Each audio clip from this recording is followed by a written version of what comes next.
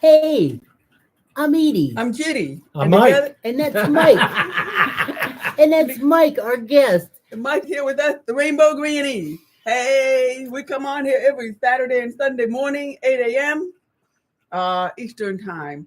We're on live on YouTube and on TikTok, and we're so excited to have Mike here. Edie's going to tell you more about Mike. So, as we usually tell you, we're part of the LGBT plus community. Yes, we're married. Yes, we have a couple kids. Yes, we got some grandkids. No, we're not in a polyamorous relationship. Not yet, but the day's still early. So, Mike is one of my buddies from the senior group that I go to. You know how I'm always telling you guys about the senior group and how much fun I have. So, Mike has written this really nice book. This book is called A Journey of Acceptance. So we're going to get into it with Mike here. He's going to tell us all about our book, but we're also going to sign and check in with our TikTok here so we can make sure that everybody knows we're here and all that kind of stuff. So, hey, Rachel, how you doing? So anyway, well, Mike, we're going for a recording on YouTube here. So if you want to start talking, you can do what you do. Do what I do. Do what you do. Hey, let me start out and ask my couple questions. Okay. Maybe that helps break us in, all right? So Mike wrote A Journey of Acceptance When Some Days Are Best Forgotten. It's like, ooh, okay. So we got out our handkerchiefs. We got out our cough drops. So we're all ready. But yeah, Mike, you know, he's among older folks in the gay community, and he's got a lot we can talk about.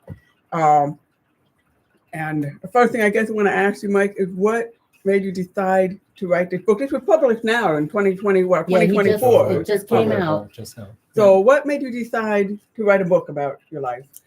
So I always have wanted to write about my journey with HIV.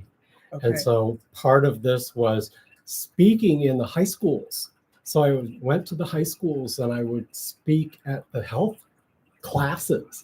And I would tell people about HIV and how to prevent HIV in their world and then give them my story. Right. Is that in the city of Pittsburgh? All over. Yeah, all over our region, all over Allegheny County. All over Allegheny County. Wow. And so that was the precipitous, really, to start this writing, because I was telling the stories and because you got to write these down. You got to write these down. And that's what started the whole process. So the people who you were telling the stories, like the teachers and all of them were saying you should write this down, or yeah? Teachers and my colleagues from Allies and Health for Wellbeing. Yeah. Okay. So what encouraged you to go out public talking about your story? I could imagine a lot of people can't do that. Yeah. So I got very sick and had to go out on disability from work. And as I started to recover, I realized I had a lot more energy and I needed to do something to fill my life. And so this opportunity came up to speak. And I started out just teaching HIV 101. So that was just the information. Then they said, you need to add your personal perspective to this. And it's hard. Once the story's out there, you can't take it back. You can't take it back. Yeah. But you know what? We want to thank you, Mike, for being here and giving our audience a chance to learn and figure out how, you know, what all happened learning through your, experience and everything. I want to thank everybody for joining us. Anybody that's new in here, I see there's 162 people in here. I'm Edie. I'm Judy. I'm Mike. And together we're the Rainbow Grannies. This is Mike Hellman. He wrote a really nice book called A Journey of Acceptance. And so we got him in today so he could talk to us about this book. Now, this book has to do with his life and his struggles, his ups and his downs and stuff, but it also has to do with being HIV. So this is going to give you an opportunity to learn something, to really learn it. And you can't learn from, what a better opportunity to learn from somebody like him, somebody that is really there and in the trenches and knows what it's like. He lived through when being gay and being young was probably a lot of fun. On the down low. The sexual revolution. Yeah, these kids don't know what they're, what's going on now. It's like what he got to come through. But there's a struggle involved in it, and so that's what we're here. Go ahead, Mike. You want to tell them anything? Yeah, so I wanted to mention something. A few questions I was asking Mike before we started. So, just to give us some context here. So when you were how old when you got diagnosed with AIDS? So I was 27. My partner had PCP pneumonia, and the doctor recommended that I get tested. And that was the first year that they actually had a test for HIV. So they went through the testing, and of course I was positive. They said, put your life in order. You'll be dead in 18 to 24 months. Wow. So that's how it was then. That's how it was. They didn't know. A lot of your friends, this was like in the 1980s. This was 85, yeah. And so a lot of your friends had HIV. Yes. A lot of your friends died from AIDS. A lot of people died. I had a partner who died in 1988. And that was a really rough time. That's what actually brought me to Michigan or to Pennsylvania, because I was in Michigan. And a year after he died, I had to leave the area. So what I want to say is that when I was also out and around when the AIDS epidemic hit, but I was saying a lot of my friends were women, and so women got together and somebody said to us, okay, listen, this is what's going on. We're all a bunch of women sitting together, said, look at all your friends.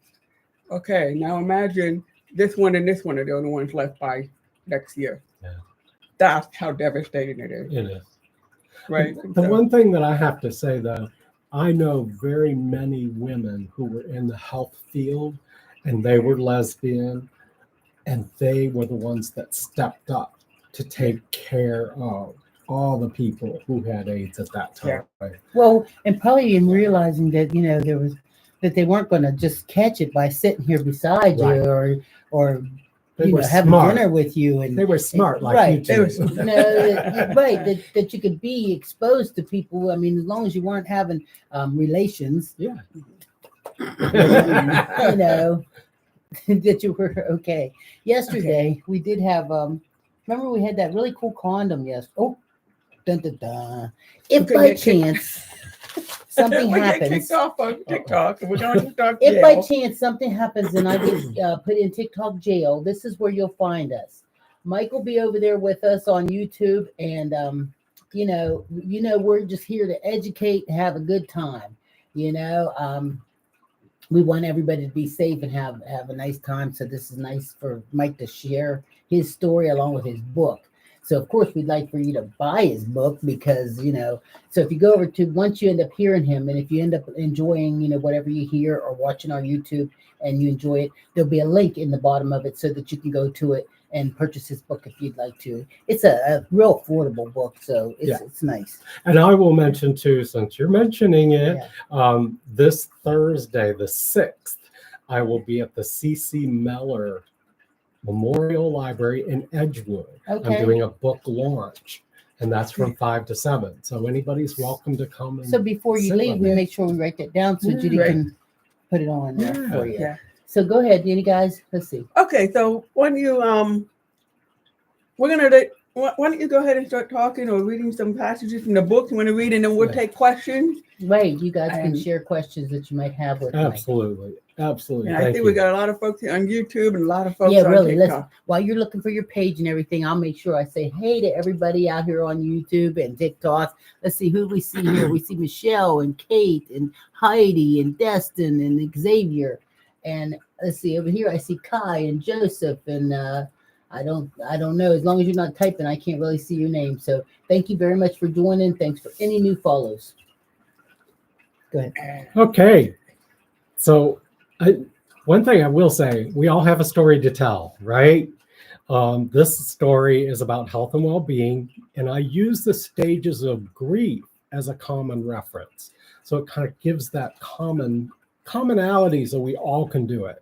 And of course, we talk about serious illness. That's what it's all about. Where does one go when someone says, hey, you're going to be dead in 18 to 24 months? So you're under 27 years old. Yeah. This is my journey. Living with HIV since 1985. That was the first year a test was available. I went to the local health department. They did a blood draw at the time. They gave me a pamphlet to take home. And it was 3 weeks. Today it's 20 minutes, but it was 3 weeks to get my results. The nurse said, hey, you're tested positive. Put your life in order. You'll be dead in 18 to 24 months. Make an appointment with your doctor and reduce stress in your life. Yeah. Just told you you're going to die. Reduce stress in Reduce your stress. How does that happen? life.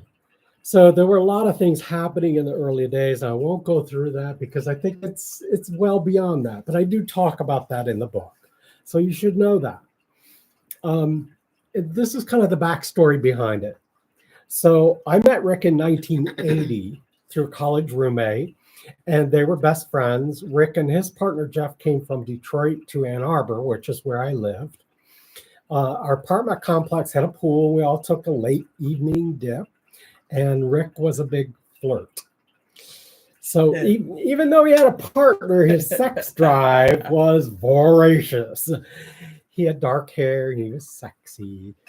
He had an infectious smile. He pulled you into an embrace and warmed you up very quickly. He didn't just shake your hand, he pulled you in and massaged you as a way to greet you. You couldn't help but respond in return. He was fit and out a few years by the time I met Rick, but I was not used to his assertive and aggressive advances. It was thrilling and highly emotional. I wasn't exactly hiding my sexuality, but I wasn't flaunting it either. Rick was aggressive, constantly swimming over to me in the pool, touching me, and pulling at my swim trunks. I was cautious of my own behavior, especially in a public pool where I live. Eventually, he took his swimsuit off and began strutting around the pool like a peacock fanning his feathers. All right. What was his name? Rick. Okay, not that it mattered. Yeah, but he was a big deal for me. And I believe, we talked earlier, I believe he was the one I received HIV from. Because we went into a sexual relationship after this, and many years later.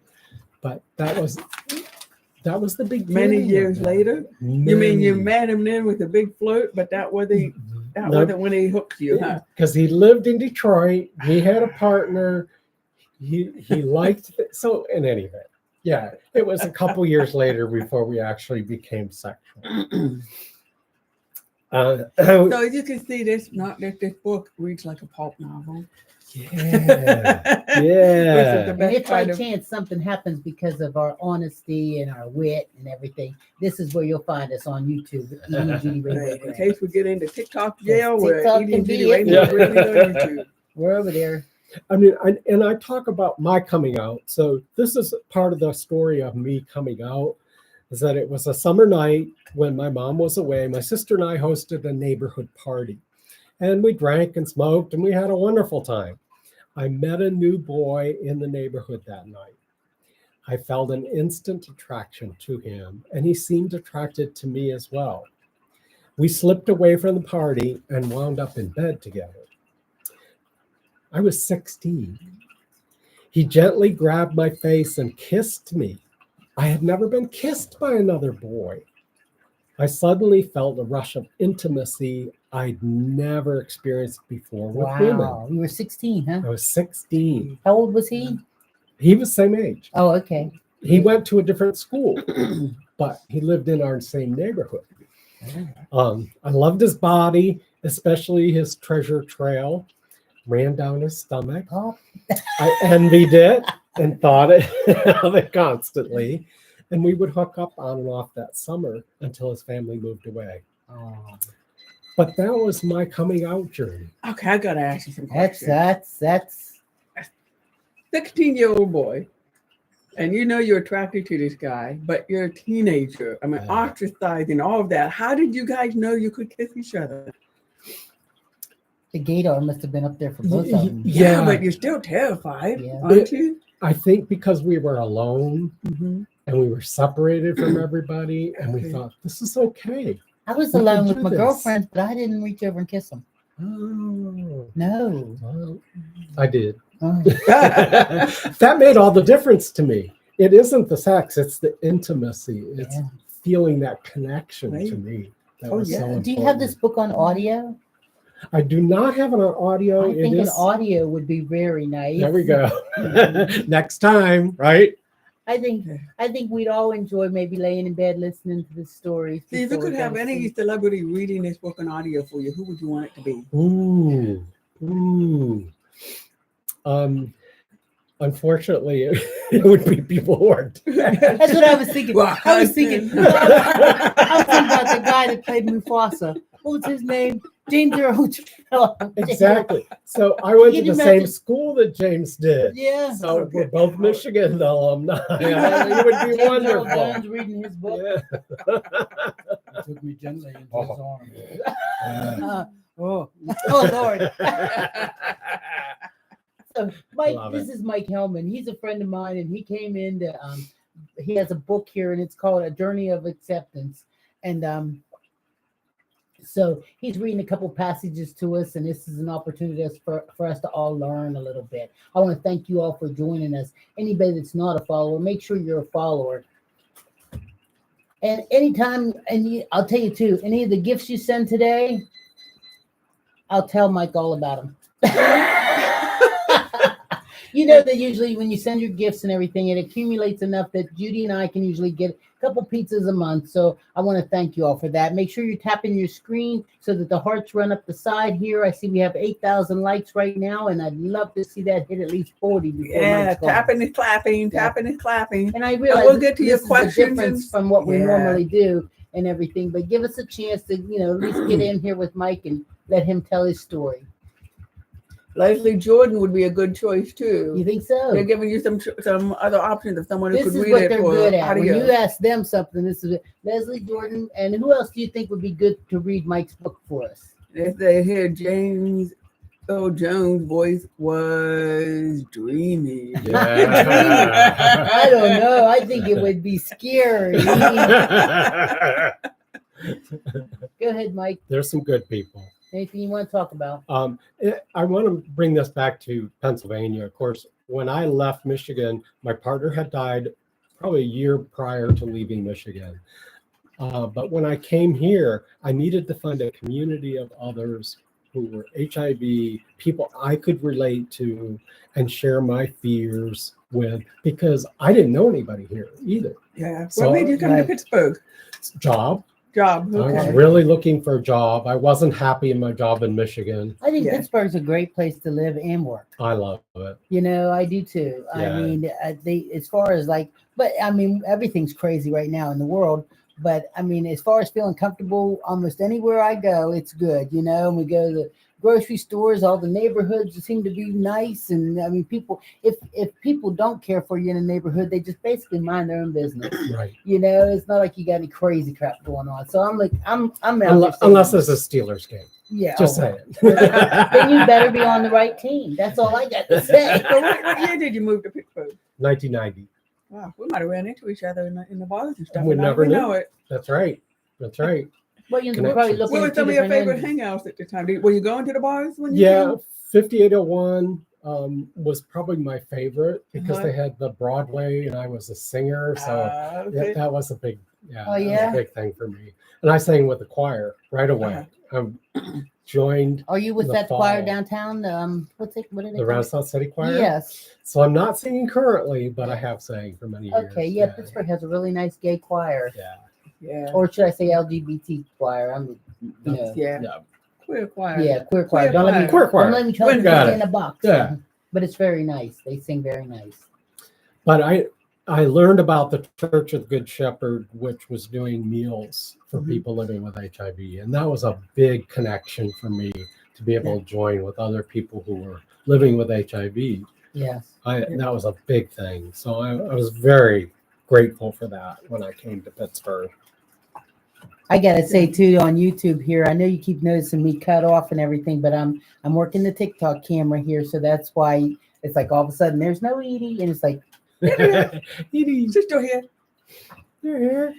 You're here. Yeah. Did you find a lot of resources in Pittsburgh then for people living with AIDS And and the people Pittsburgh living with yeah, HIV? the Pittsburgh AIDS Task Force was a connection, but because I was working, I Mhm. really wasn't too connected. Yeah. The dinners were on Friday nights. Mhm. So as I was working in the city, I was able to get to those dinners. Yeah. But I also was traveling, so I didn't always come home on a Friday. So You did Mike, it, huh? would you mind telling everyone, like, I'm, like I was telling Mike earlier, I lived would you say, pretty much a straight life for a large percentage of my life. And then now I'm in a committed relationship with my wife. This is not my first female relationship, but this is the one that's going to stick. So I had asked Mike about, about being tested and about, what kind of medications you take and stuff like that, because those kind of things as women, we're not really aware. And like, there's a lot of young gay people out here. Our majority of our audiences are between like 35 to maybe 70 or so, so there's a lot of people out there that don't know too. And Here, wait, conception, Albert Black Peel. I tested positive in the fall of, I don't know what you did, but I'm sorry. Oh, you would Is there make something? it put bigger? Yes, that's right. There we There go. we go. Okay. Yeah, so we do have someone here that said they tested Great. positive. be positive. Be positive in your life. Yes. Now, let me just say this. I did work on several of the state committees, and I was at a meeting this week for ADAP, which is the AIDS Drug Assistance Program, and that's here in Pennsylvania. Two of the things that I noticed right away, Biktarvy is one of the #1 drugs that they dispense. So these are people who need the drugs, and that's a daily drug. Yes. So usually people are going on a daily drug. But what I'm on is #2, which is Cabenuva, which is shots now. So I get shots every other month. Do you do them yourself? No, Oh. I have to go to the clinic because they send the drug to the clinic. Uh-huh. But I used to take daily pills, and now I only have to go once every other month. Oh, every other To month. get- Okay, that's That's awesome it's for bad, me. but it's Yeah. not bad. No, I mean, but it's awesome. Right. It helps me with my life a lot. right. So I encourage people, if they're not comfortable with what they're on, talk to their doctor. And their doctor can help them with other choices. So conception was tested positive in 1987. Woo. Yeah. Okay, and Chris a Cooley's long saying, does PrEP really work for HIV? Yes, PrEP does work. Chris, Mike's saying PrEP, yes, does work. There was a study done, and the early studies on the very first PrEP drug said there were 0 transmissions. 0. So that's 100%, Yes. right? Yes. It's 100%. It 100%. works. You take it every day. You make sure you're adherent with that drug, and you will not get HIV. Isn't that amazing? And is it covered by health insurance if people have health insurance? It is. It's also covered by the manufacturer from the pharmaceutical company. Wow. So they will give you those drugs. That's through your- amazing. So they'll give you those Right. drugs if you don't have health insurance Yes. coverage. Absolutely. Wow. Yeah. See, now that's my first hanky. That's good because Yeah. I mean, look, they'll give that, but people that have like high blood pressure or diabetes are struggling just trying to get their medication too. Yep. And if it's easy enough to give that, they should be able to give, Right. for Mhm. everything. I mean, we should all Exactly. be like just comfortable. Do you know how it came about that they would give it? Was there a lot of political work to try to get this to happen, activist work, or is it? I'm The not sure I company itself, know you don't know? exactly, but I do know there was a lot of push by the medical communities, and they are often activists or advocates for Yeah. others. As they see numbers rise, they're like, what can we do? Right. We've got to stop these numbers Right. from rising. Yeah. Okay. You're getting a lot of okay. thank yous, Mike. A lot of thank yous for ever. Wow. Ever That is advocating. interesting because like high blood pressure, that's not you Right. don't get that from other people. Right. And so this is trying to stem trying to okay. stem off an epidemic because we had that in This the is 80s. true. It was just This is horrible, true. especially we didn't know how it would even spread then. And I have high blood pressure too. And that's the challenge with Yeah. aging with HIV, Mhm. is that we often get other things. We have high blood pressure, we have high cholesterol, Right. high triglycerides. Plus, So you have to probably it make just sure starts- everything goes okay with the medication that you're already Exactly. on, and nothing cancels it out. Like if you have an antibiotic doesn't affect it, Yeah. Yeah. Somebody's here saying, yes, universal health care. And such that I will never give up. Oh, I That's good love advice. it. I have And- a family in Canada. I never understood why we didn't go to socialized medicine. I love it. So somebody here on YouTube asking the name of the book, A Journey of Acceptance, is the title of the book. A Journey of Acceptance by Michael I Hellman. want to thank you very much, everybody, for hanging out with us and listening to Mike and learning a little bit, because I started to ask him a few questions before we actually came on, and Judy was like, wait, because I know how I am, boom, boom, boom. Go ahead, Mike. Anything else you want to talk about? Feel like it. I think that the one thing I wanted to say is, as I look back on my journey, there are several more moments when I needed to be patient. At the time, I may not have recognized it as resilience, but without the stamina to push through, I would have given up hope. So for many of us long-term survivors, hope is dispensed in smaller achievements. And that might be described as resilience. Resilience is very important. That's why I say you have to be positive about your life. Yeah. Absolutely. Yeah, and your publication here, I noticed, is called Pittsburgh Positivity. Yeah. Yeah. So talk about that some more, because that, that's what some folks here, saying, yeah, I'm being positive, I'm going to get through this. How did you, and especially when so many friends or so many of the people that you hung out at the bars with, and they might have been bar friends, and they weren't there anymore. You know what I did you realized persevere? too was being so naive, and I know it's hard to believe that Rainbow Granny's naive. Being so naive, I didn't even realize that it was still happening. Yeah. I actually thought that AIDS was pretty much done and that nobody was getting it, nobody had it, everything was fine, until I actually started at the age of 65 hanging out with the senior group and realizing that it's still out there, it's still happening, and that people have to be prepared and protected. And I love the word naive, because it doesn't mean you're ignorant. It just means you don't know. No, and I'm And so it's a glad to great get an word. opportunity Yeah. to learn, because I was just like, oh my God, I had no idea. All of our experiences are different. So we have to do that. We have to realize we're just naive. We don't know what we don't know. Did you hear about younger men, gay men coming out, were feeling like it's the rite of passage to get HIV, and so they were deliberately having unsafe sex? Is that still going on? I know that it no was a way. problem. No In way. some ways, Oh, it yeah. is. Yeah. Bug chasers are Yeah. out there, but the issue really now is that because we take the medications and we're adherent to those medications, we become undetectable. Okay, so And- what you had here was Chris Cooley said, guys say that they have it not detectable. What does this mean? So No. that's what you're Yeah. talking about there. So being not detected means the virus is so low in your body that you cannot transmit it. So Wow. even if you have unprotected sex, you cannot transmit the virus. So that's how we're protecting the rest of the community as well. Yeah. If they want to go ahead and have sex, I say go ahead and have it. Undetectable is untransmittable. You equals you. So stay in treatment and have sex. If you, I think we have to be careful using the S word on TikTok. But if by chance TikTok, okay, you guys realize if by chance TikTok kicks us off, we'll be over here on YouTube where there are more mature and responsible audience, because we know using the S word, there's no harm meant. We're just trying to, share. Right. So if you use it, it's okay.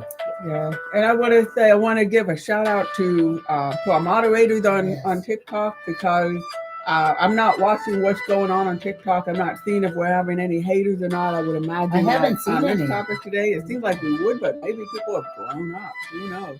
Thank But you. I still want to give moderators a shout out, because I know you're thank there you guys and you're ready very and you're much. working. Yeah. Okay, we did have a couple other little questions here. Sure. I took my ex every appointment, and now he's undeniable, or how do you say that? Undetectable. Yes. Undetectable.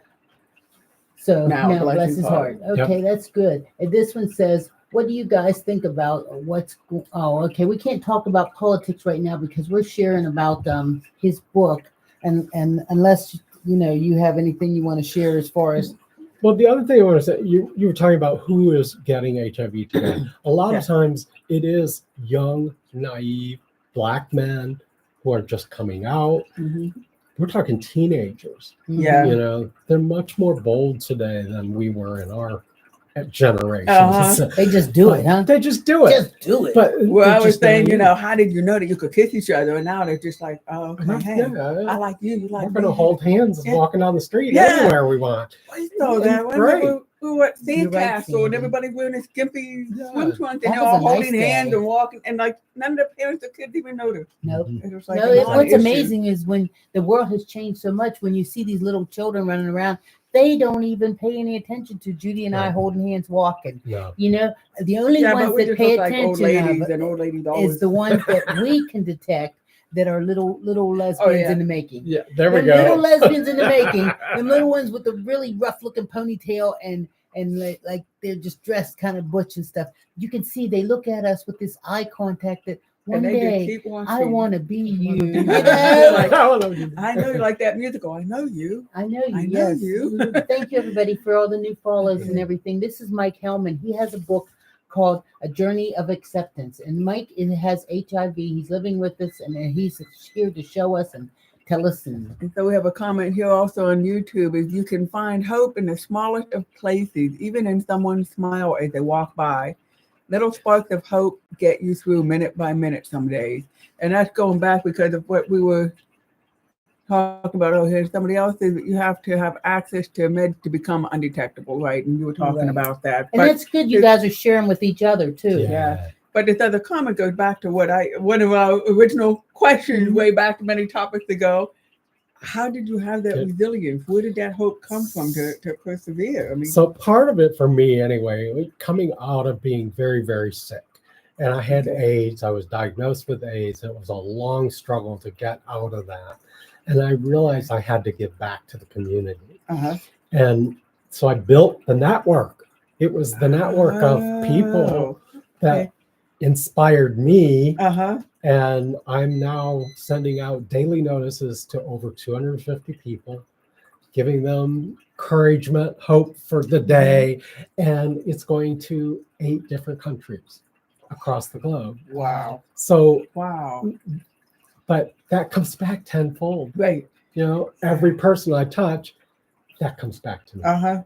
So that's a big inspiration for me. Right. So, and as we're talking here now, even for me, memories of some friends and some people I've touched, crossed paths with, who I know had since died from AIDS, and all their names and all their faces are coming back to me right now. How do you go through talking about this all the time? How does it become normalized and that you're not grieving every time? I do talk about grief in the book. So part of it is the grief came one on top of another that you really didn't get through the process. And then another one came in, and then another one came in. And so I found that I had to compartmentalize it. And remembering people, making honor for those who have died from AIDS, that's an important part of my life. Yeah. But I can't focus on it every day because it's really hard. Yeah. It is. Yes, well, but you did take time out to write the book and try to share with people. And then by getting up this early in the morning and driving all the way over to our house to sit here, he even bought his own coffee. You can't beat that. Yeah, when you get our age, bring your own coffee, your own Splenda, your own. Yeah, because it'll ruin your whole day. Go somewhere and they don't have what you want in your coffee. It does. At least that's how it does me. I asked him when I talked to him the other day. I said, do you need sugar or what kind of cream do you need or something? And he was like, I'll bring my own, because I tell you, it makes me so upset to go somewhere and they don't have Splenda. And I talked to a friend of mine yesterday, Jake, and he says, I want to have a coffee maker in my house. And I thought, you don't have a coffee maker. He has to leave his house to go get coffee. He must like exercise. That's all. Or stress. Yeah, but now you can probably just call somewhere and get it delivered. But you know what? At least you know what to get him. Yes, I do. I do. Oh, my goodness. Yes. So we got a comment here. Chris Cooley, can you read it? I can't. It says, does it cause all the end of being addiction in the big. I don't understand. Oh, Let's read I'm it. not sure what you're asking, Chris. Maybe you can try again. Read that It's again, not Judy. coming through. Does it cause? Yeah, does all, it cause all end up being addiction? Is that a big in the big community? community? Okay, Chris was also asking earlier about PrEP. Chris, we're very familiar with him. Chris is a moderator of ours. Chris also, remember he had that thing passed for Yeah, for Disabilities Act disability in people with, and Okay. having people with disabilities having their pets, their guide dogs, and all of that Right, be accepted so- into public places.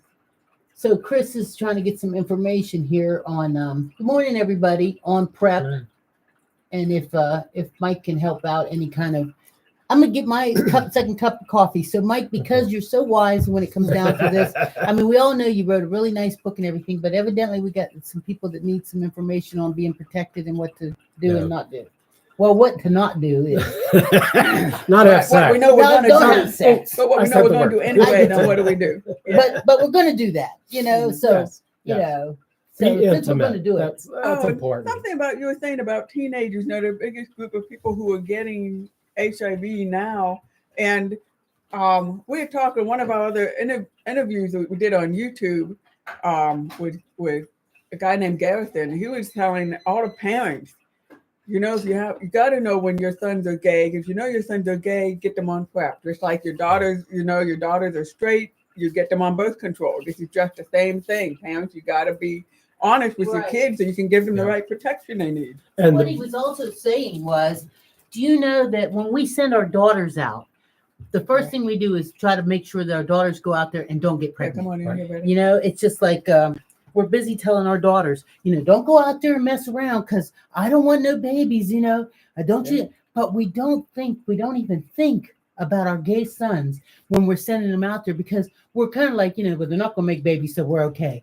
But it's not that in simple. denial that he's gay. Right. So it turns out that a lot of the modern day parents, thank God, there are some of the modern day things that are doing. They're actually helping to instruct their children on the PrEP and how to protect themselves and making sure their son has condoms and talking to them about that because I used that C word. We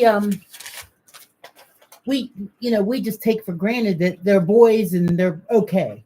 Yeah. And they're not. Yeah. And here, Chris Cooley questioning, does HIV cause everyone to become drug addicted? no, No. not at all.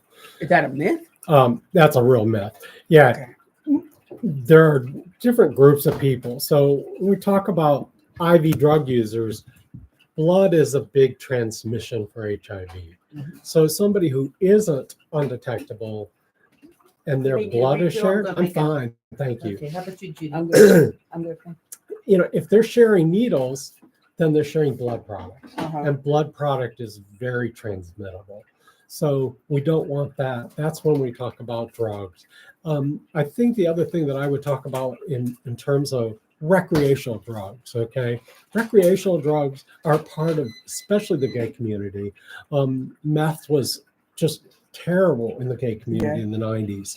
And I realize that people want that. And that's fine, but it often takes away your inhibitions. And so you have to be careful. What are you going to do while you're on this drug? Do you think that's why a lot of, I don't know how much the gay community now is a public health issue with addiction, but do you think it used to be a problem because of just wanting to lose our inhibition because we were gay and it was like taboo? Or do you think it was self-hate? No, I would say that was a lot of it. It was that party culture. Yeah. And everybody loved to party. You got to think, if we go back to the 70s and even the early 80s, it was still taboo to be out in public. Yeah. So you went to these parties, you went to the bars and you party, and you wanted to party hard because it was the only place you could party. Okay. Okay. And so it's like you could be drinking a lot, or you could be doing the drugs, everything exactly. was just to have fun. Yeah. It was just about having fun. Yeah. So now I don't know if you can remember, but we were talking about something before all these other questions came up. Well, I think the thing I want to come back to is PrEP, because we were talking about PrEP a little bit. Okay. And I don't know if I can mention this, but Dr. Stacey Lane at Central Outreach is a very reputable person to get in touch with, because if you're young, like say 16, and your parents are not supportive, Okay. You can't go in and get PrEP and put it on their insurance Right. because they're going to see it. Yes. Right. And that's why these companies and pharmaceutical companies have stepped up to say, we're going to provide this to you, your youth, you're young. Right. Uh-huh. We know you need it, and we're going to do this. So, yeah, it's being responsible. Young people being responsible is wonderful, right? Yes. Well, and they're learning. They're They're learning, Yeah. I mean, they are so much more open too than we were, because all of us were hiding, Yes. back then. And now these kids will be 10 and they'll look right at their mother in their face and just say, Mom, I'm gay. And a lot of mothers are just like, well, okay, but then some of them are like, hell no, not my house. But, it's amazing But how they're not young they knowing are. but even the ones that say okay don't know. Yes, they don't know what to like, do. Right. Yeah. Right. You hardly know what to do to take care of straight children, Right. Yeah. So even if you're undetectable, does that mean you still have the virus, or is it gone 100%? No, it's not gone 100%. The virus often hides in a lot of our organs. Mhm. So it'll actually be in our brain. I've been talking about cognitive issues, but it'll stay in the brain tissue. It'll stay in the heart and the lungs, but it kind of hides. Yeah. So when we say undetectable, it means it's not freely in your bloodstream. Okay. So very, very little in the bloodstream. Okay. But it's still Uh-oh. there. Oh, timber. And then we have another question: is how do we talk with our parents With with HIV. HIV? Oh, It's a good question. wow. Yeah. So disclosure is a big question, not only parents, but also partners and Mhm. prior partners. It's a big personal issue. You have to decide when it's best for you. We can get you resources to do that and talk about it, especially if you want to take your parent to a doctor's visit. Mhm. They can help you have that discussion, or a case manager can help you have that discussion. Bring a friend. Ask me, I'll come. I'll talk. Yeah. Yeah. But yeah, it is. It's a very tough discussion. I just squirted the cat. Mike just talked right through it. Okay, I don't want to say that someone said here, Tyler, he said, I know you don't remember me, but a year ago I came in before I came out, and I ended up coming out. And it's been rough, but a year later he's thriving. Oh, great. Yeah. Tyler, I'm glad it's Okay. going good for you. Thank you for coming back and letting us know that everything went okay. A lot of times we do remember people. I mean, there's different things you can say that kind of trigger it, That's right. So, so back in the day, it was a conversation. I remember the Pitt Men studies would do workshops where men could practice bringing up safe sex because they wouldn't do that. Mhm. But now it seems like maybe that's not so much an issue, but when do you let your partner know that you're HIV? Again, It that's a becomes- personal decision. I Yeah. tell you, YouTube. We're on YouTube, right? Yes. Go out and look. There are lots of really good videos on YouTube Yeah. on discussions, on disclosure, on all of those things. And they're Yeah. mainly put together by professionals. So they And that's really a good have, direction to So- go. yeah, they're good Savannah said, references. I told my husband on our first phone call. Yeah. Well, I know that had to be hard, but boy, that's a good way to get it out. Then you don't have to mess around with it after that. Yep, I believe in that because, we all face discrimination. We all face that. Oh, no, I'm not going to touch you. Right. I'd rather do that up front. Yep. Yeah. Before your heart you need gets to know involved I'm too. HIV positive, right? Mhm. I don't want to get so involved and then you walk away. No. Right. So Yeah. the sooner the better. Will there ever Cheryl. be a cure for it? Well, there is cure research going on, and I certainly hope so. There are some people that have been cured. So it's not unheard of. It's going to take some time. The issue that we're going to have right now is with funding. That funding is being taken away. So it's going to be tough. It's 50 years. Yeah. So 50 Savannah years. said it was Long time. hard, but it was necessary, and and they've been together for 15 years. Well, so Savannah, I know it's probably, because with Savannah being HIV and him not being HIV, so does that mean that he takes PrEP, or how's that work now to keep her husband from getting it? He can, but if she's also undetectable, they don't have to worry about anything. Yeah, nothing. Yeah. She just takes her Just medicine. keeping her healthy is the key. See, so Absolutely. that's great. That's great. Thank you, Delphine, for missing us. And what's for breakfast? For breakfast is it's Mike's book, A Journey of Acceptance. This is Mike Hellman, and he has been nice enough to come here and join us and answer a lot of you guys' questions. If you have any questions about HIV and about what it was like to be gay in the 70s and having a good time in the life, and then being diagnosed and coming through that and losing a lot of friends, and here he is. And honestly, I mean, all of us can look at Mike and see Mike looks just as healthy as the next guy. Matter of fact, you don't look as old as you are. Thank you. Thank you. And I'm getting older. Yeah, I mean, he's one handsome dude, and you know what? Too smells good too. He's not involved, so he's just like kind of hanging out there, having a good time. Chris, I just thought I'd let you know. Show them the picture on the front of that book, if you could, because I just want to tell you, I'm that fish. I wanted to ask you about this picture. So my heart is with the eagle. That's my heart animal. Yeah. But I'm that fish hanging upside down from the claws. I'm just hanging on. Yeah, that's me. Yeah, you're doing well. You're doing really good. Mike is really active in our senior group, and we have a good time with that. Plus, Mike has a lot going on in his life, life. Every time I turn around, he's going to some kind of meeting or something. Let's see. This one here, Savannah says, I take my meds and be sure to keep us healthy. Yeah. That's good. Right. And then here we have hopefully one day, but my understanding is it's manageable better today than the 80s. Yes, it is. Yeah, I can't read the rest of it. So, do you have any special story that you would like to tell us out of your book? I would like to read the poem that I wrote. Okay. This is kind of my ending to give you a sense of what's going on. You want to see the camera over there? There you go. I squeeze in here, Yeah, all my friends. No, we're not a polyamorous family. We're a family.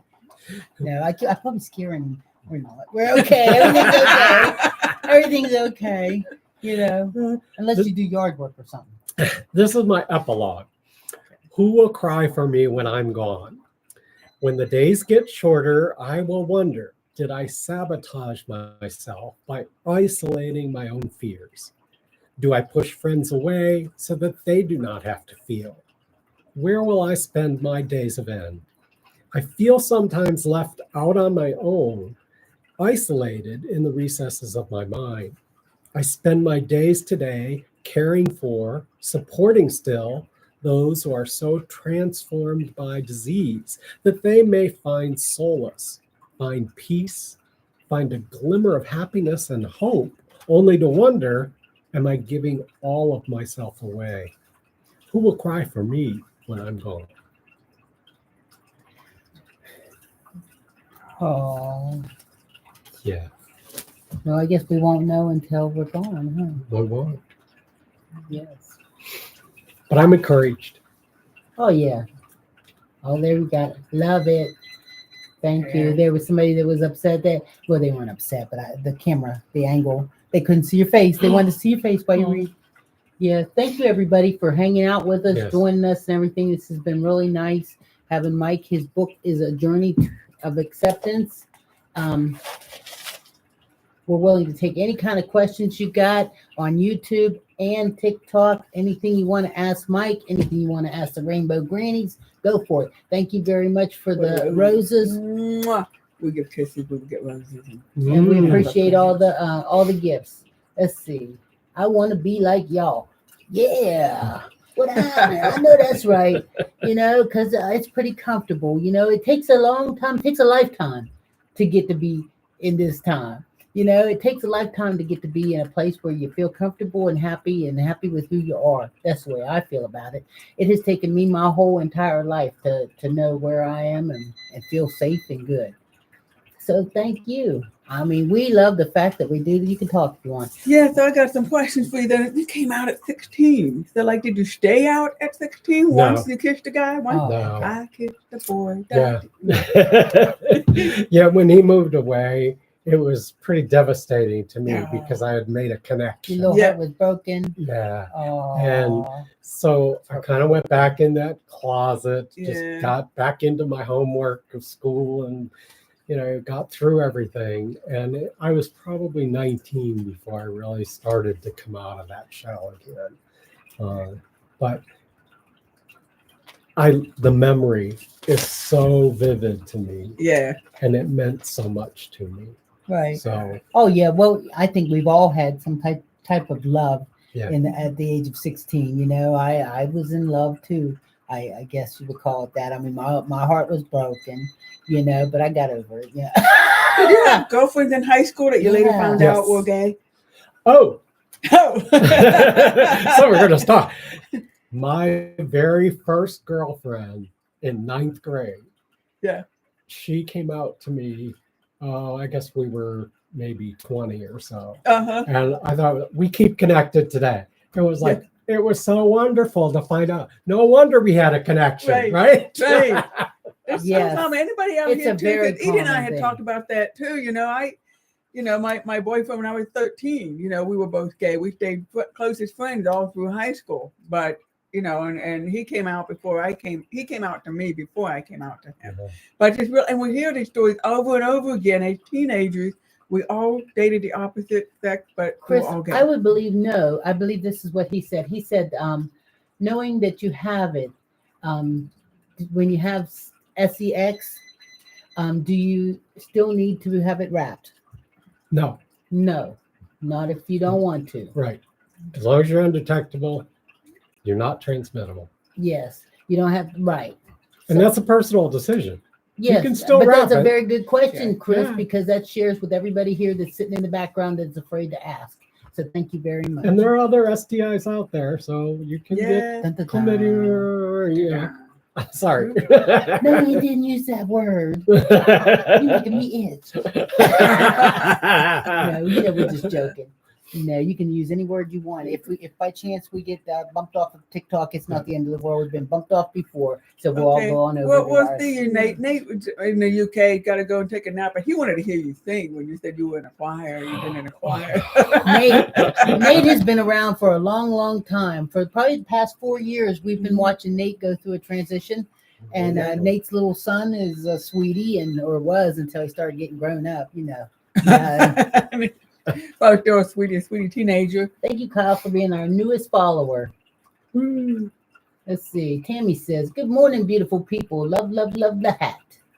Thank you, Tammy. Right now, we're sitting here and we got our buddy Mike Hellman here, and Mike has written a book called A Journey of Acceptance.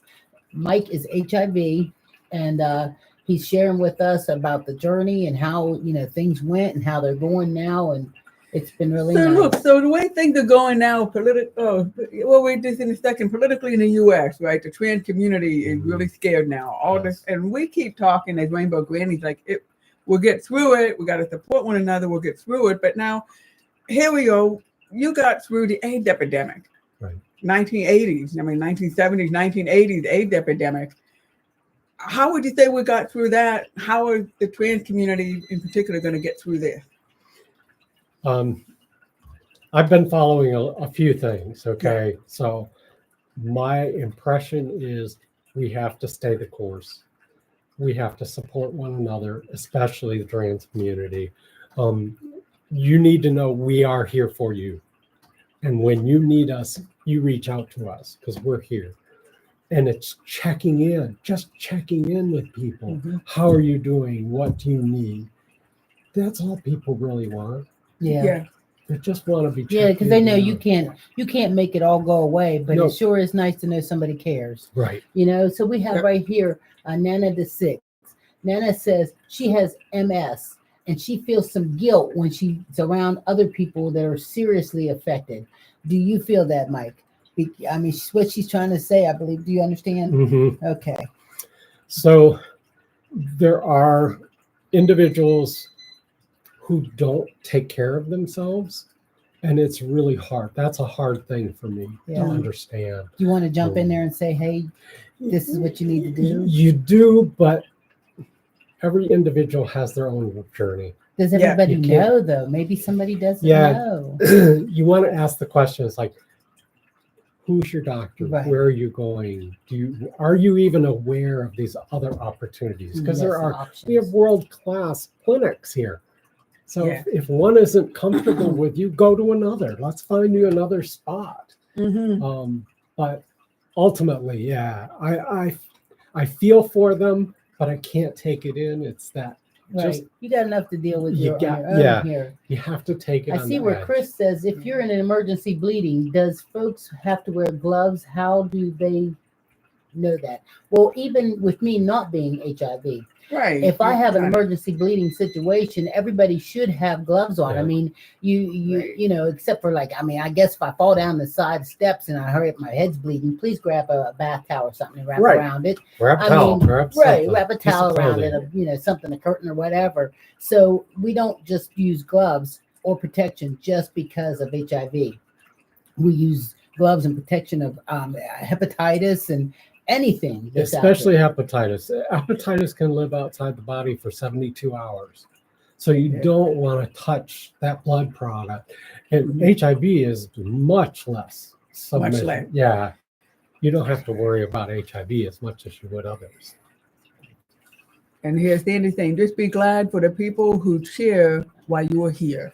This Okay. is talking about being supportive of one another. Oh yeah, Exactly. I just Yeah. seen where there's a, I don't know why it's doing that, but it's allowing you to ask questions, but it's making me approve if there's something that the rest of the audience is mature enough to see, you know. And Shelby Oh. just said you can lead a horse to water, but you can't make them drink, and we've always known that too. And Kyle says you're inspiring, Wonderful. and Thank he you, and Kyle. not only is he inspiring, he's a handsome dude too. Let's see, And he's can't. single. He's single. I can't think of another question. Chris, it's okay. You've been doing really good. And I thank you very much for your participation, you know, because you're helping to educate the rest of the community. Just like when we're sitting here and we're talking about, I don't know, whatever movie we went to see. A lot of times, even though there's 30 people in here right now, only 5 people might be typing. The rest of the people are sitting in the background learning. You know, and with our YouTube going on right now, even if I can't see how many's up there right now, later on, we'll see the numbers and how many people have watched this video with Mike Hellman and his lovely book. And I wouldn't venture to say that Mike's probably going to hit an easy 250 today. What do you think? Numbers on YouTube. Yep. Mike is going to hit an easy 250 today.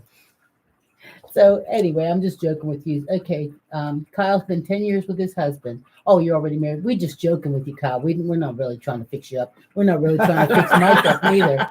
I don't care if Mike ever goes on a date, unless it's a double date and he wants to take us with him and he's buying. Okay.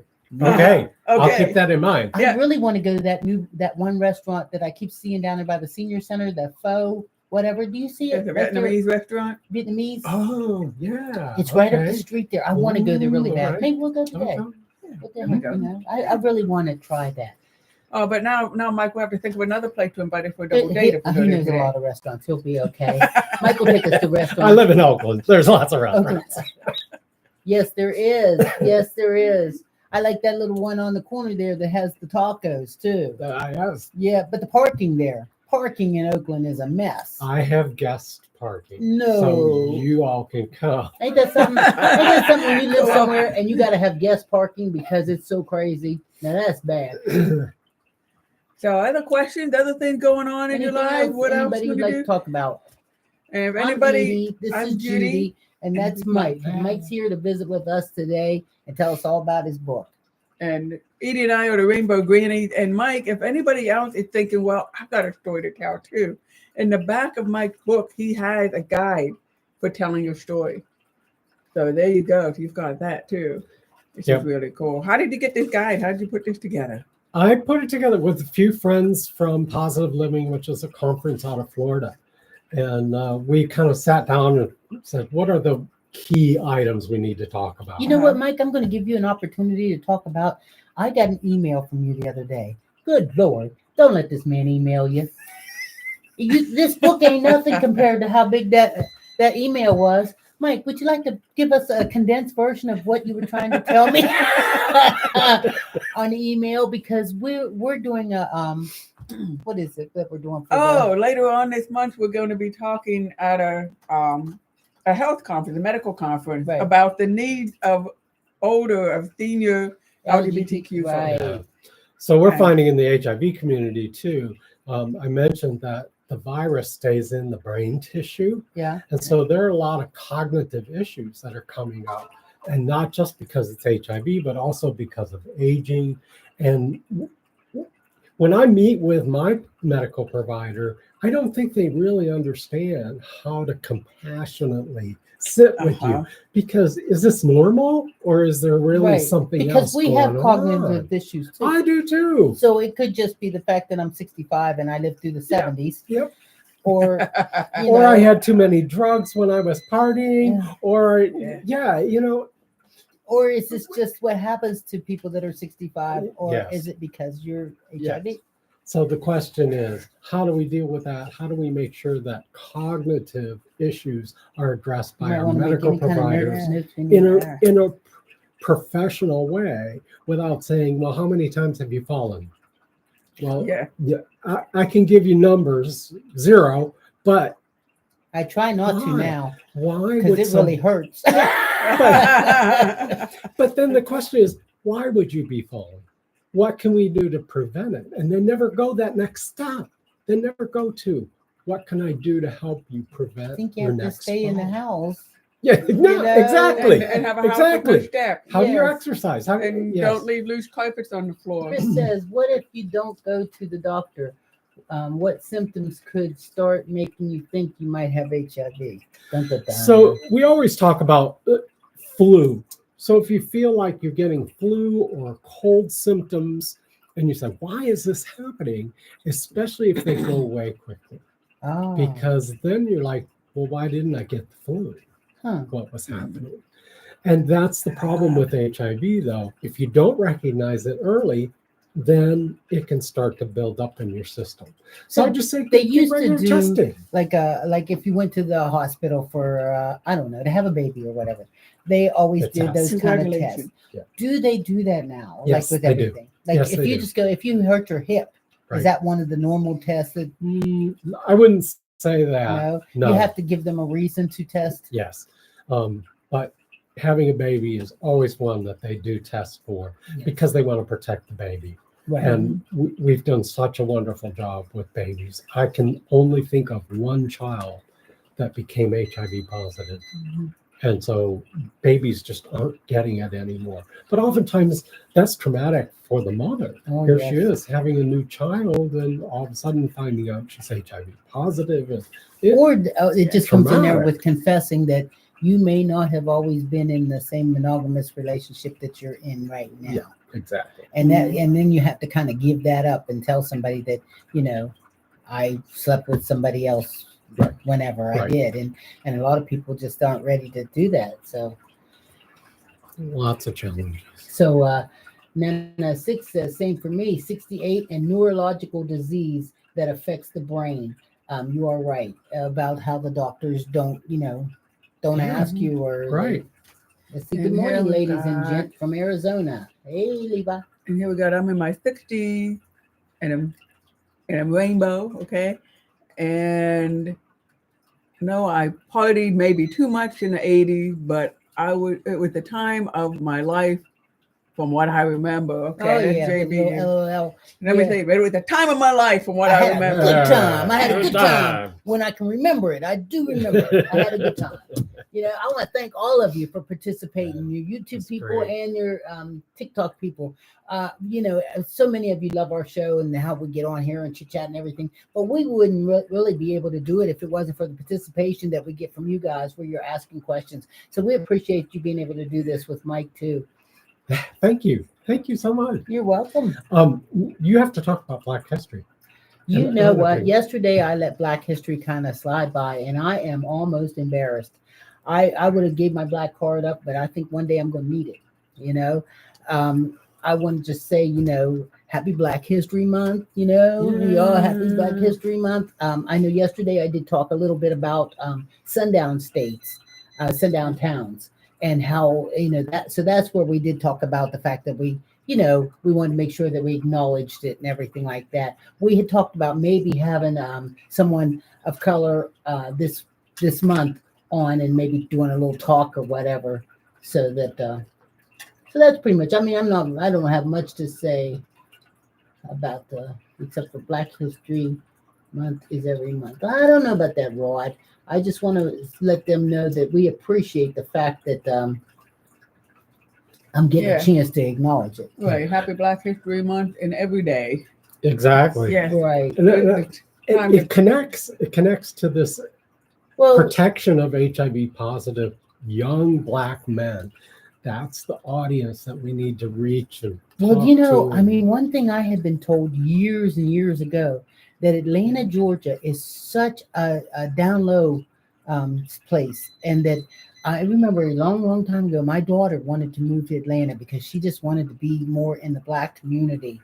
And I remember telling her that I had heard that if you happen to go to Atlanta, that you have to be extra careful. And I don't know if this is true, because if there's anybody on here that's from Atlanta, let me know if it's true. Let me know if it's not true. But you have to be extra careful there, because the Black male community is so busy being in the down low that they're out there having relations with their friends, and then they're coming home to their wives, because God knows you can't be gay, because we know that the Black community is so anti-gay.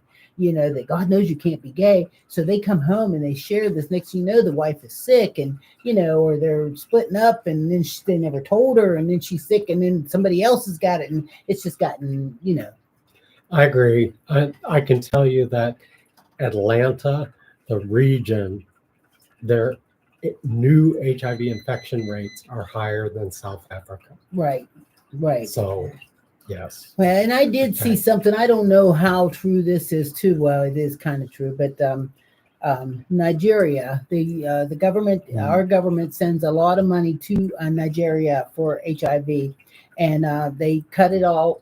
They cut it off because of, you know, the things that are going on with our politics and everything. And no matter if you believe we should or should not send money to another country, because that's a whole nother issue. What it comes down to is this means it means basically a genocide.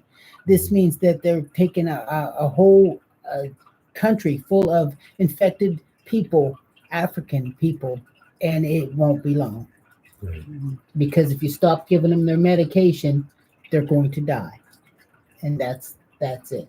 So I worry about the immigrations that are going on too right now, because deporting people, I don't know if they're testing for HIV, but oftentimes the countries that they're going back to will not accept them if they're HIV positive. Right. So I knew of a young man that just made a trip to visit China, and he was just going over there just for a vacation trip to see the wall and all that stuff.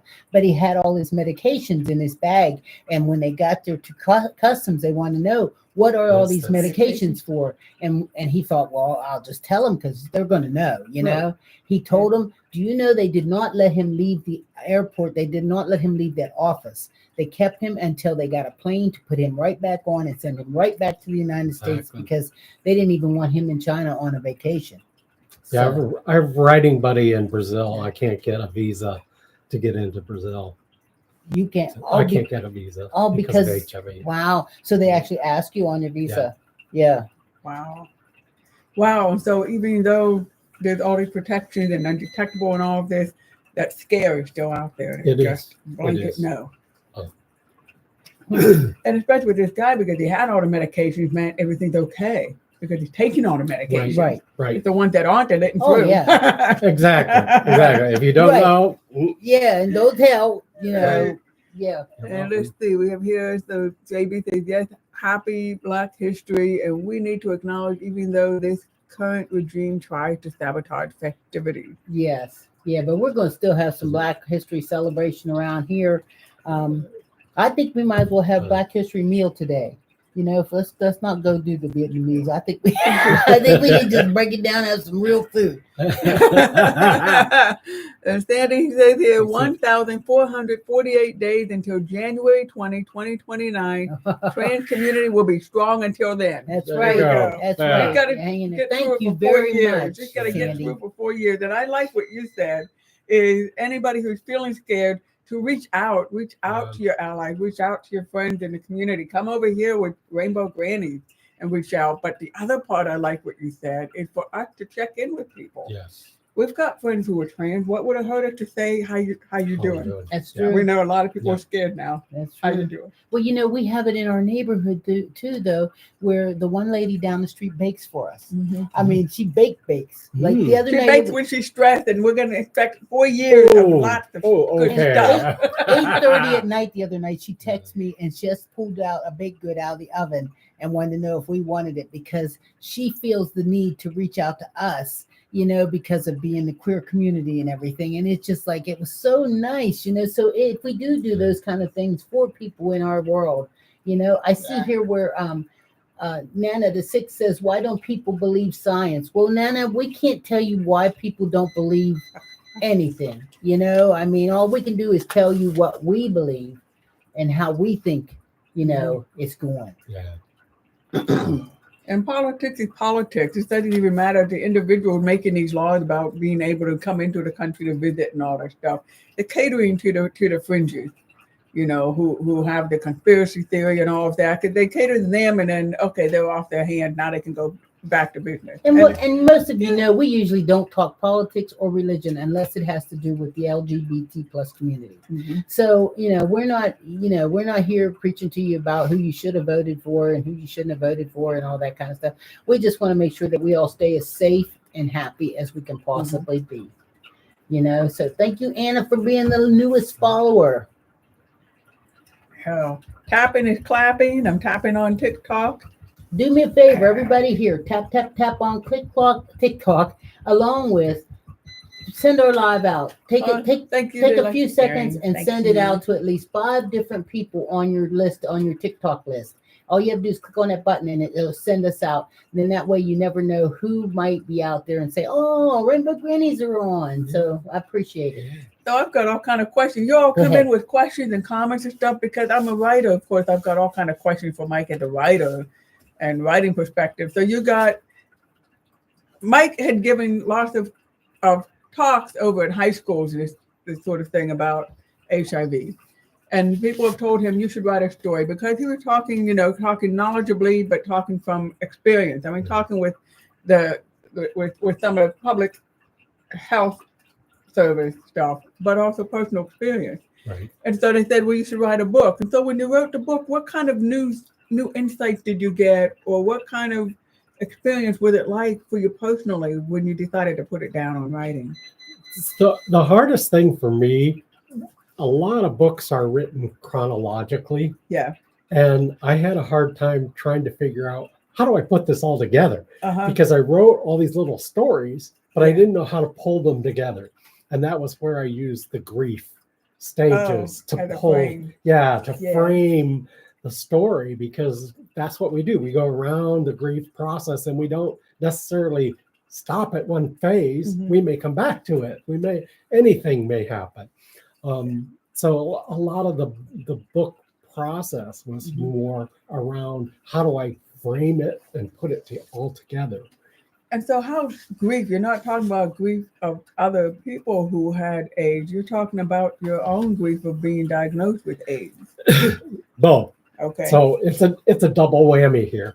So we're talking about when my best friend, who I believe infected me. Okay. So Rick, who I talked about earlier, we were very close. I believe he was the one I got infected from. I've come to forgiveness with that. Uh-huh. That took a while, but he passed away the same weekend that my grandmother passed away. So when I came home to get ready for my grandmother's funeral, I had a message that he had passed away. So it's this grief, one on top of another, plus dealing with my own HIV. Just a little bit more. Yeah, but just dealing with it myself, Mm-hmm. plus this extra grief, really made it difficult. I do go into details about my family because I grew up with my grandparents' generation. My grandparents' generation. So in the 70s, I was getting death after death after death Uh-huh. because they were older. Right. And so I was used to death. But when the 80s came and the AIDS epidemic hit, it became overwhelming because it was just one after another. I never could finish grieving. Never could finish that process. Yeah, there's one after another. And that was something you talked about earlier when friends said, okay, for women, now look at all your friends, you're out in the bar, look at all your friends at the bar that you hang out with all the time. Now, this one and this one's are the only ones left. How do you overcome that kind of grief? That is so much. And I looked here, your subtitle is When Some Days Are Best Forgotten. And it seems like it's like, it seems like it's good to forget, but you always have to remember. Yeah.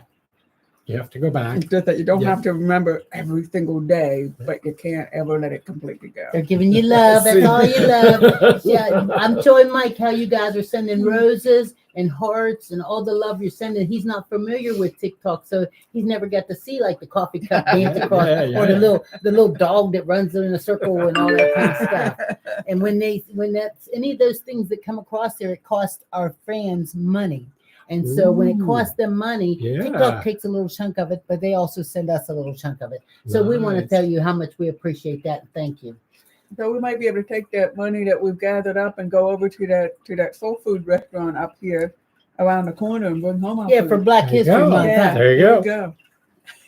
So now here's somebody's asking about the suicide rate of people who have living with HIV. Yes. Do you know anything about that?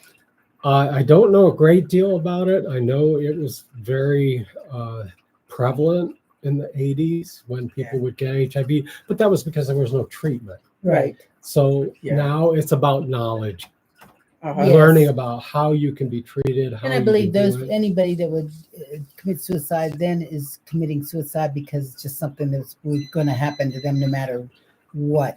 And that's what I said. There's a lot. So 50% of the HIV community has depression. Yeah. And that's I'm a sure. big chunk. I'm sure. That's I a mean, big my chunk. God. So you have to be treated for depression. And oftentimes, we talk about coming out. Mm-hmm. But coming out was traumatic for us. Mm-hmm. So you add on Well, and we an talk HIV about diagnosis. every time we come out of the house, we're coming out. Every time I run into you at the grocery store, I'm coming out because, I'm Edie, Rainbow Granny. We don't hide it, but it is a coming out. When I tell somebody about this is my wife, I'm coming out. So every time you meet a new partner or a new romance or something like that, you have to really come out. Yeah. It's not like just like, I don't know. But you said, I look good, right? Yeah. So I don't say, hi, my name is Mike. I'm HIV positive. I don't do that. Yeah, I wouldn't do that. I think that would scare them away. You better come at them a little more easier. How do you do it? How do you do it? Like, with partners? Like say you meet somebody at the bar and like, hi, how you doing? Do you do it then or you wait? I would wait until there's something more. Oh, okay. Yeah. And on the other hand, here we go. Live restricted for some audiences. Okay, but we're not kicked off. No. We're okay. So far, we're okay. Okay, so our generation, I'm saying our generation, we're all over 60. I can say that much. Yes. There's probably a whole lot of guys that you meet who would also be HIV positive. Yes, sir. So you're not isolated. And people who have HIV aren't isolated in this generation.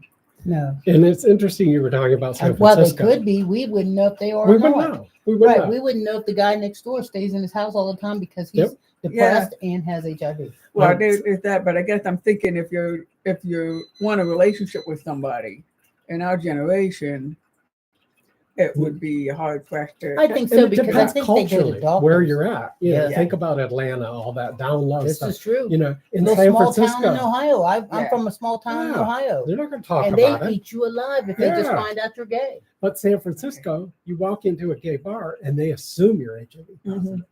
Yeah. So it's a much different culture. Yes. So, Yeah, and if anybody doesn't know, San Francisco, it's such a gay city because of the Navy. There's a Navy base in San Francisco, and a lot of sailors were gay and kicked out of the Navy, and so then they just stayed in San Francisco because they couldn't go back home to their family, and that's how the gay community really got built up in San Francisco. So then, of course, everybody moved there because they've got such a wonderful gay community built up Laney's there. letting us know that one of the words that we might have used that were bad, we have to make sure we say unalived. Oh, okay. So Okay. I we'll be Yeah. all right though, because if Yeah. by chance something happens, I'm gonna tell you right now, I didn't put all my eggs in one basket. Oh They're my over God. here. We'll have to look this up. Somebody just wrote here. Did you hear that our president removed the T from LGB on all government platforms? Well, you know what? That's a possibility. Senior banana look lady. that That's up. that's Yeah. Claudia. Yeah. Senior banana Wow. lady. Yeah. Yeah. Yeah. Hi, Claudia. So, yeah, looky here, Claudia. Look what we get for the morning.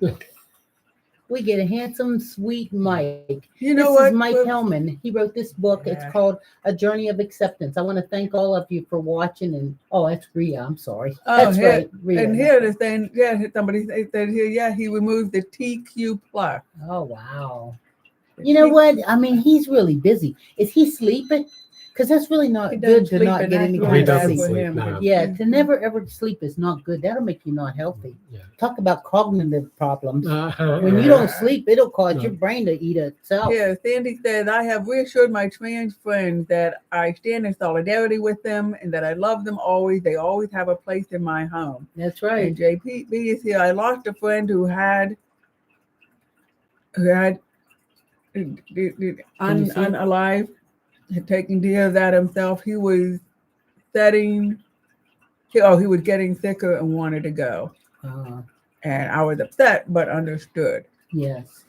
Yeah. So Stacy said, "Hi, Mike." Hi, Stacey.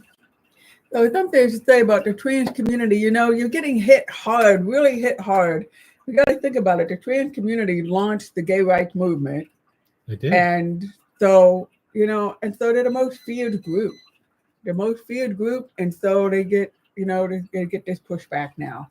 I mean, why he would keep L and G and B and that's okay now, or that he's trying to pit people against one another? So we have a little bit longer. We have at least about a half hour. We'll still be on, Mike, if you need any more coffee or anything like that.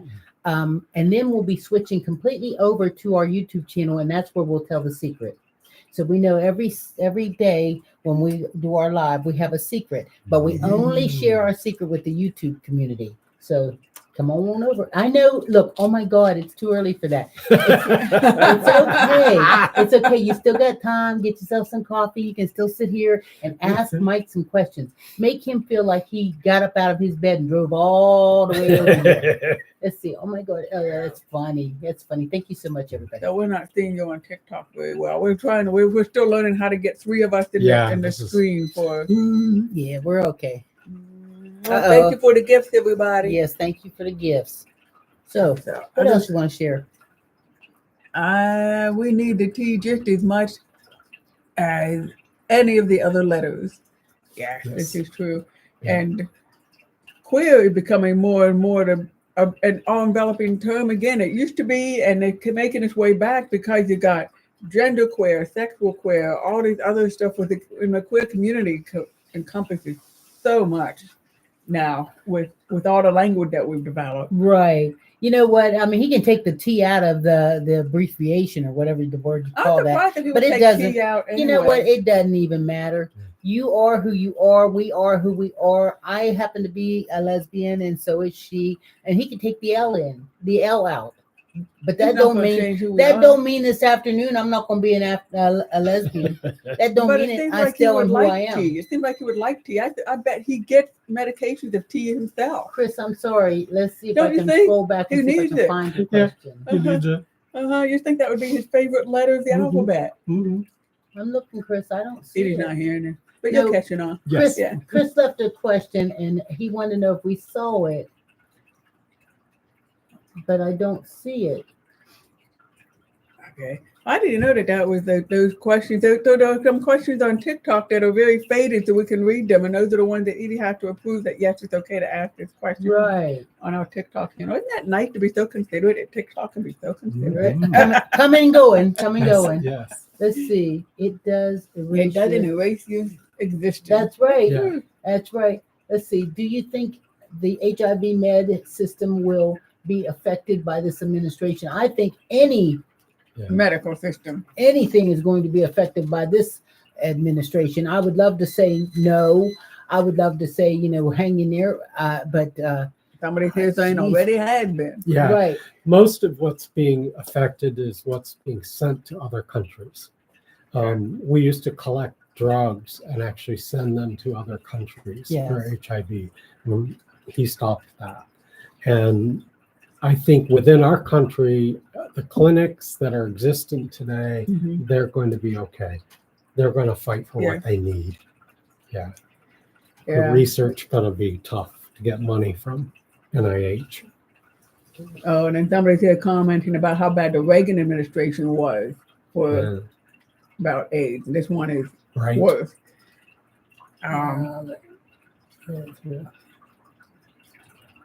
So, it says Reagan administration laughed at the AIDS victims.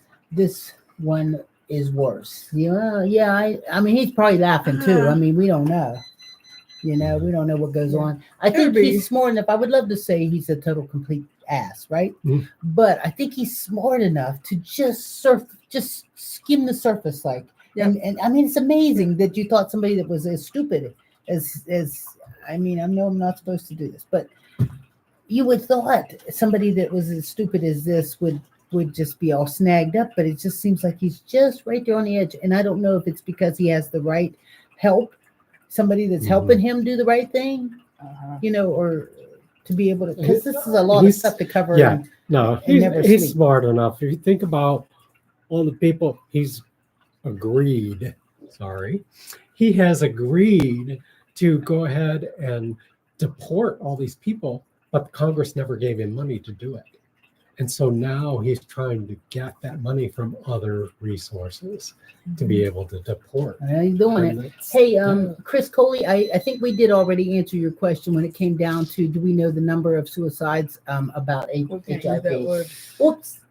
Bum, bum, bum. Because Chris wants to ask these questions on YouTube, but the problem is we still can't say these words on TikTok. So and anyway, not we the don't one. know anything about the numbers or anything like that, but I'm sure it's high just like everything else. I do think there's other things. Yeah. People have mental health histories. Right. You add HIV on top of that, and it can cause a lot of issues Right. for people. I don't think it's just HIV. No, Right. there is so many mental health problems going on right now. I mean, I don't know if it's because we all had the measles vaccine or what or what's caused this problem. We all got a worm in our brain, huh? Yeah. My mom said no, you can't stay up past 9 o'clock, and that made me crazy. But one of them. Did anybody ever heard the expression "crazy as a bed bug"? My mother used to say that. She was crazy as a bed bug, so it made me crazy as a bed bug.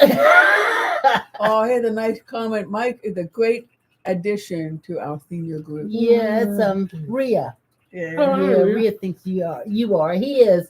He gets on there and takes care of business for us. So the rest of us can just chill and enjoy life. Yeah. Right. And that makes it nice when you got somebody in the senior group. I'll talk about our senior group a little bit too, because I do bring it up. We go to a senior group every Wednesday morning that has coffee and it's an LGBT plus. We have our tea still there.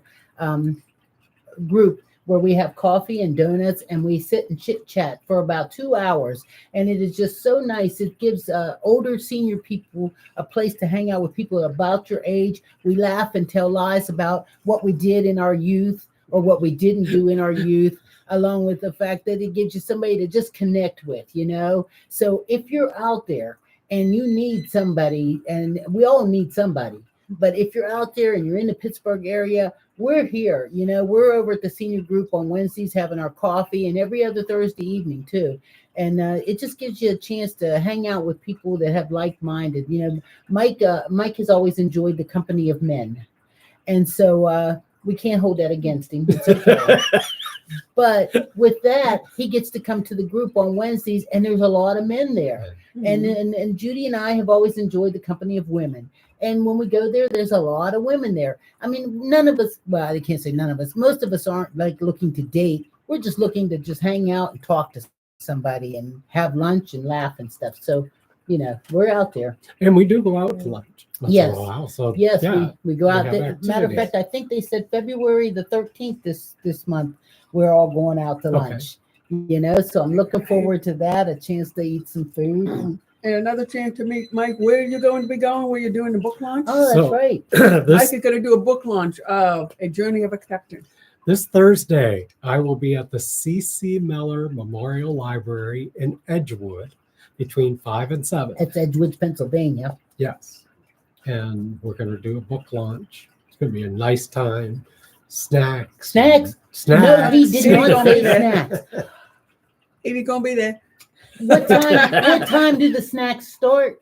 5 o'clock. 5 o'clock. 5 o'clock. On Thursday, you say? Thursday. Okay. yes. Thursday, 5 o'clock in Edgewood, there's snacks. Okay, and that's when I should probably bring my book over to get Yes. it signed. That's right. You know, Yes, and I will be Rainbow signing Granny, books. Rainbow Granny should show up on Thursday evening. Which, you know, if you got a chance and you're out there, and you want to meet me and say, "Hey, Edie, oh my God, I watch you on Saturday and Sunday morning." That's where I'll be. I'm gonna be over there at Mike's signing so I can get my book signed too. That's right. You're going to have copies of your book there. I will have Book copies launch, of the book. copies I of know books you there. will. That's what I'm Ain't no doing. way he's gonna leave the house without copies of the book when he got a chance to sell a book. We got a lot of grandchildren through here. Do you need any of them to help carry the boxes of books in? No, but thank you. I appreciate it. Let's That's what I see. love. David says, "I love you girls. I'm a silent listener." You know what, David? We love you. I know there's a lot of silent listeners out there, and it's just really nice to know. And I'm so glad you took time out to type it in there so that, you know, we know you're out there. Rosa, thank you very much for being there too. Whenever you type on it, the screen like this, the algorithm sends it out there and lets TikTok know, hey, they've got some watchers. There's somebody watching them. It's the same with the YouTube. When you type on that screen, it lets the algorithm know, hey, they're out there. So I thank you very much, everybody. And when you tap, tap, tap, we got 31,000 likes over here. I want to hit 40,000 likes before Mike leaves. Okay, and that's not easy. Senior Banana, Tapping and you are clapping. not silent. I know that. You know, Senior Banana and I, one thing we share is the love of watching somebody fall down. We watch all those videos where somebody comes out their house and they hit a pack of ice and boom, boom, boom, boom, boom, and roll down the driveway. I tell you, I just did love you it. laugh when that happened to me? Or No, Judy, I would can't- never. I would never we laugh pulled at up in the Judy. truck to park and had no idea there was ice on the street because there was snow on the sidewalk. And I stepped out.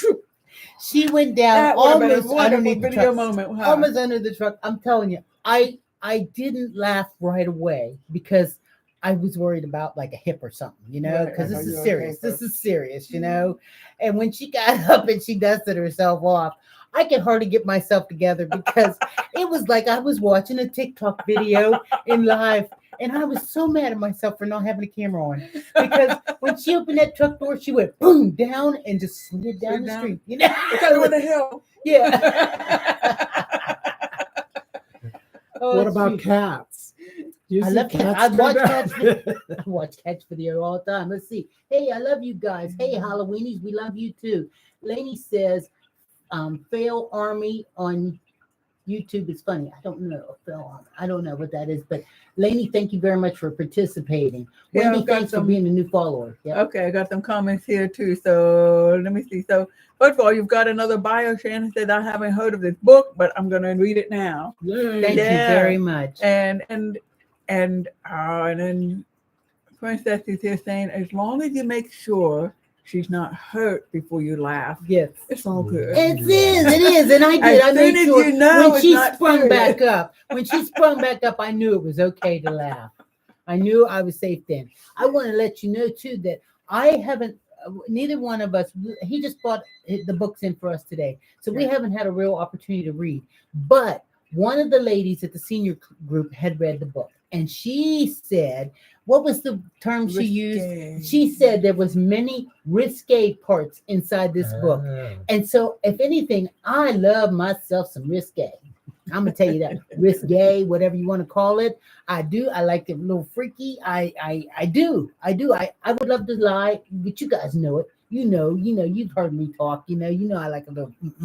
So, the opportunity to get the chance to look through Mike's book and read. I can't wait till Judy and I. One of our favorite things to do, and you guys, know Rainbow Grannies. You love us and everything. I'm gonna tell you, one of my favorite things to do is late at night, is to lay in our bed, and Judy reads to me. And it is just such a nice, warm feeling that we get together. I mean, other people do all kind of whatever they do. I mean, I ain't in the bedroom. I could come over and watch them. But, I mean, I will. I've told them before, I'll watch if you want me to, but I can't participate.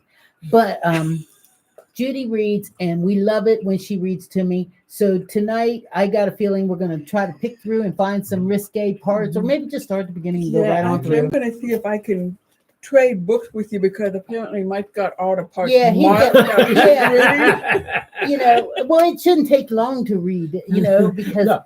is there like some real hot parts in here? Yeah. Yeah. Yeah. Ooh, Yeah. yeah. And there's a table of contents, so you Yeah. can Go right pick to and hot. choose Is where it you listed want. under hot parts? Oh, we got a little part too. Yeah. But anyway, I'm so looking forward. I mean, not that we would want to read any porn, but maybe kind of something a little hot. Thank you very much, everybody that's joined us and hanging out with us. Let's see. Part one is about coming out and twisting and shouting, and That's the part we're gonna read. There you go. He said, did you hear what he said?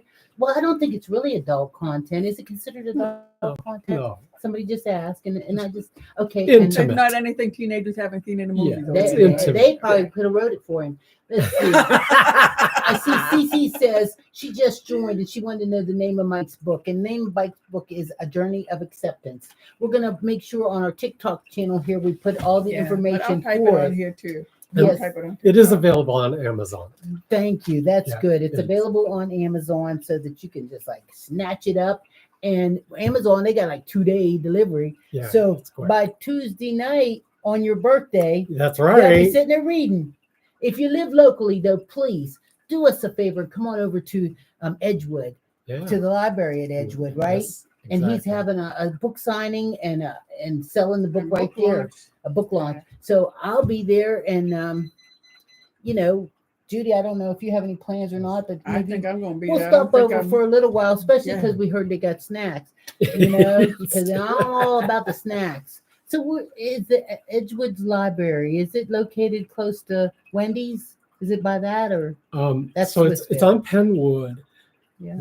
Follows the bus line. Oh, So it's behind there. It looks like a Spanish villa oh is yeah. what it looks like. Ooh, It's nice. They've been doing a rainbow reading group, yeah. I and heard they- about it. and they've been doing a rainbow writing group. Yes. And that was how I got connected to the library I because they're heard that. very supportive of the LGBT. I heard community. that. I So- heard that they were doing a lot of things Yeah. at the library. So I'm really Which part excited. of PA are we in? The Pittsburgh part.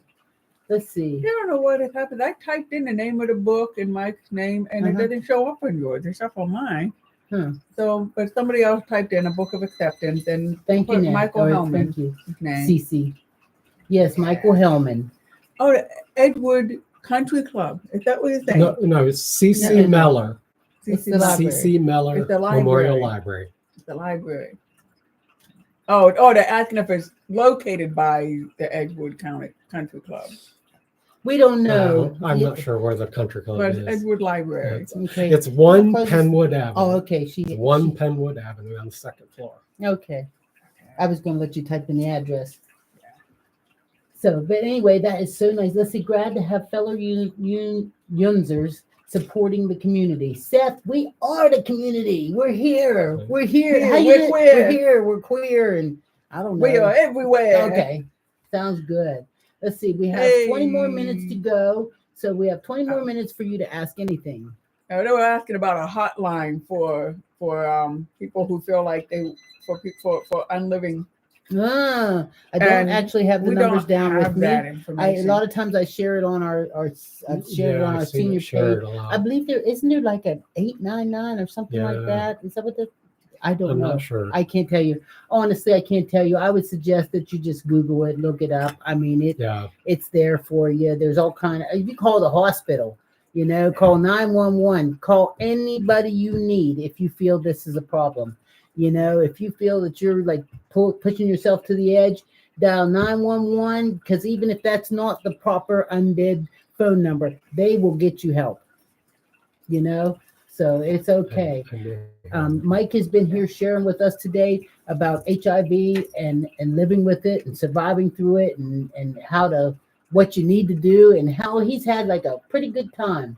Let's see. Yeah, I just want to remind everybody because some of these questions are really good, but we are not anybody official in the county, in the city to have all the hotline phone numbers and all of that. We're not equipped. This isn't what our job is. Mm-hmm. We are Edie and Judy Rainbow Grannies, over 120 years of experience. Yeah, we live out here, have a good time.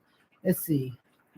So I don't even want to give the number, but you can Google warm lines that don't call the police. You can Google that, warm lines that don't call the police, and that's where you get help from. Okay. It says call Blackline.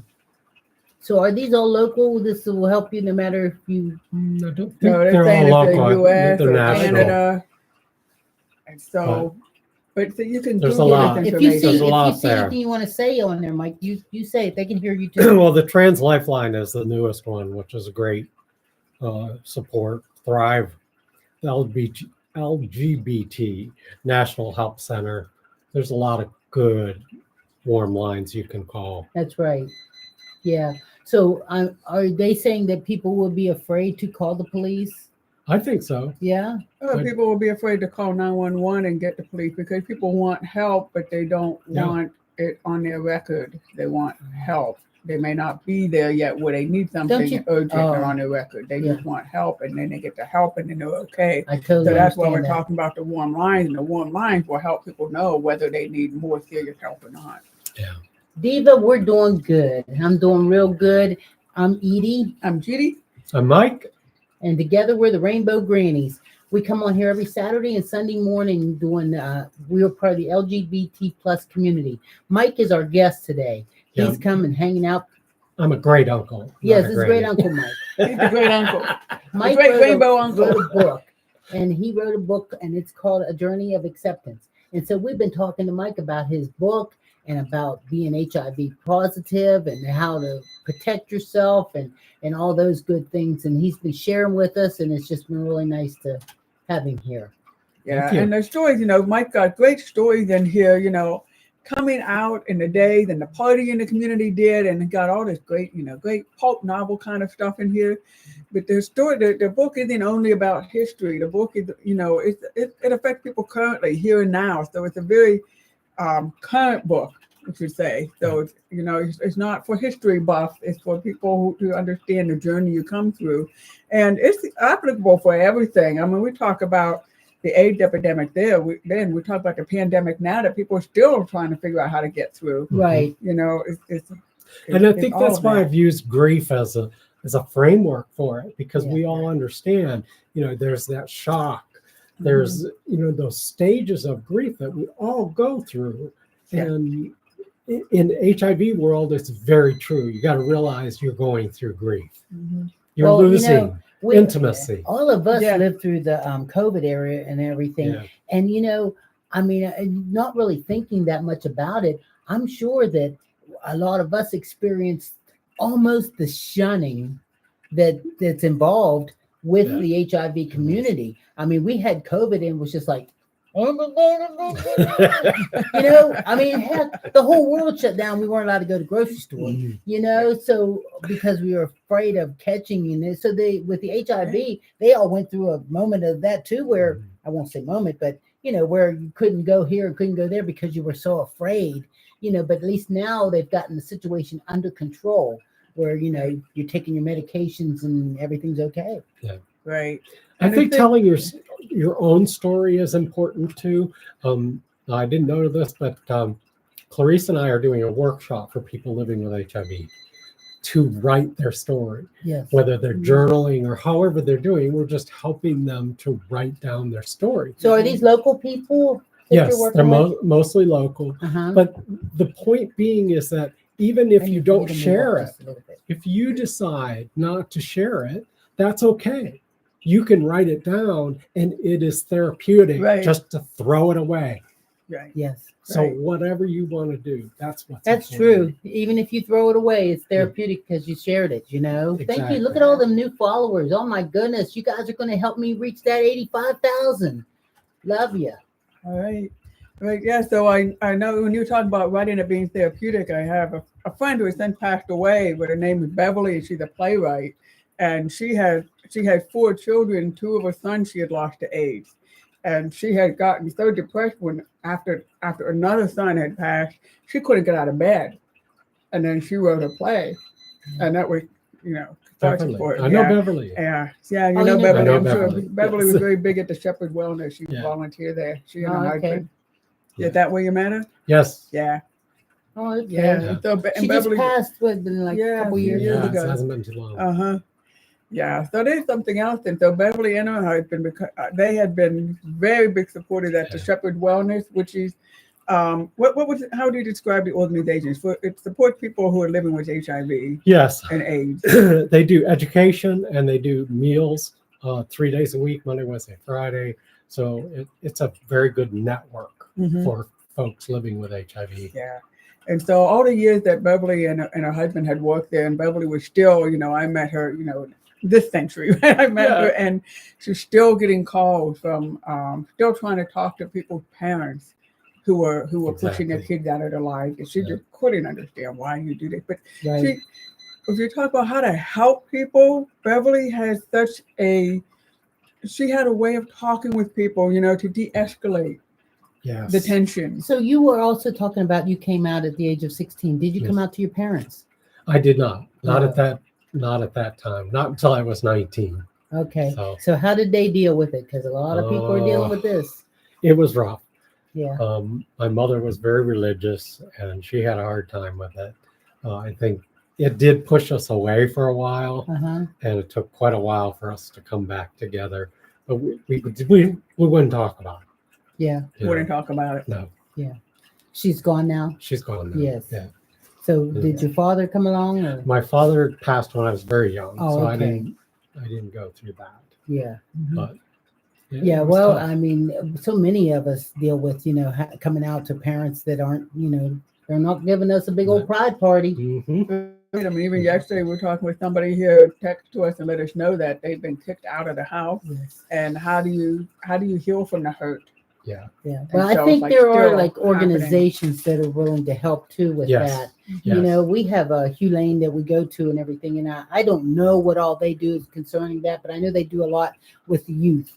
And I'm sure that if by chance you were homeless or unhomed youth out there, that contacting some of these organizations should be able to help get you in a safe place where you can go to school and have clean clothes and do what you need to do so that you can become a happy, productive citizen. And that's so one day you can say, look, I'm okay. I told you. Let's see. This KLC's World says, I feel blessed. My coming out was easy. My stepsister told my parents without my permission.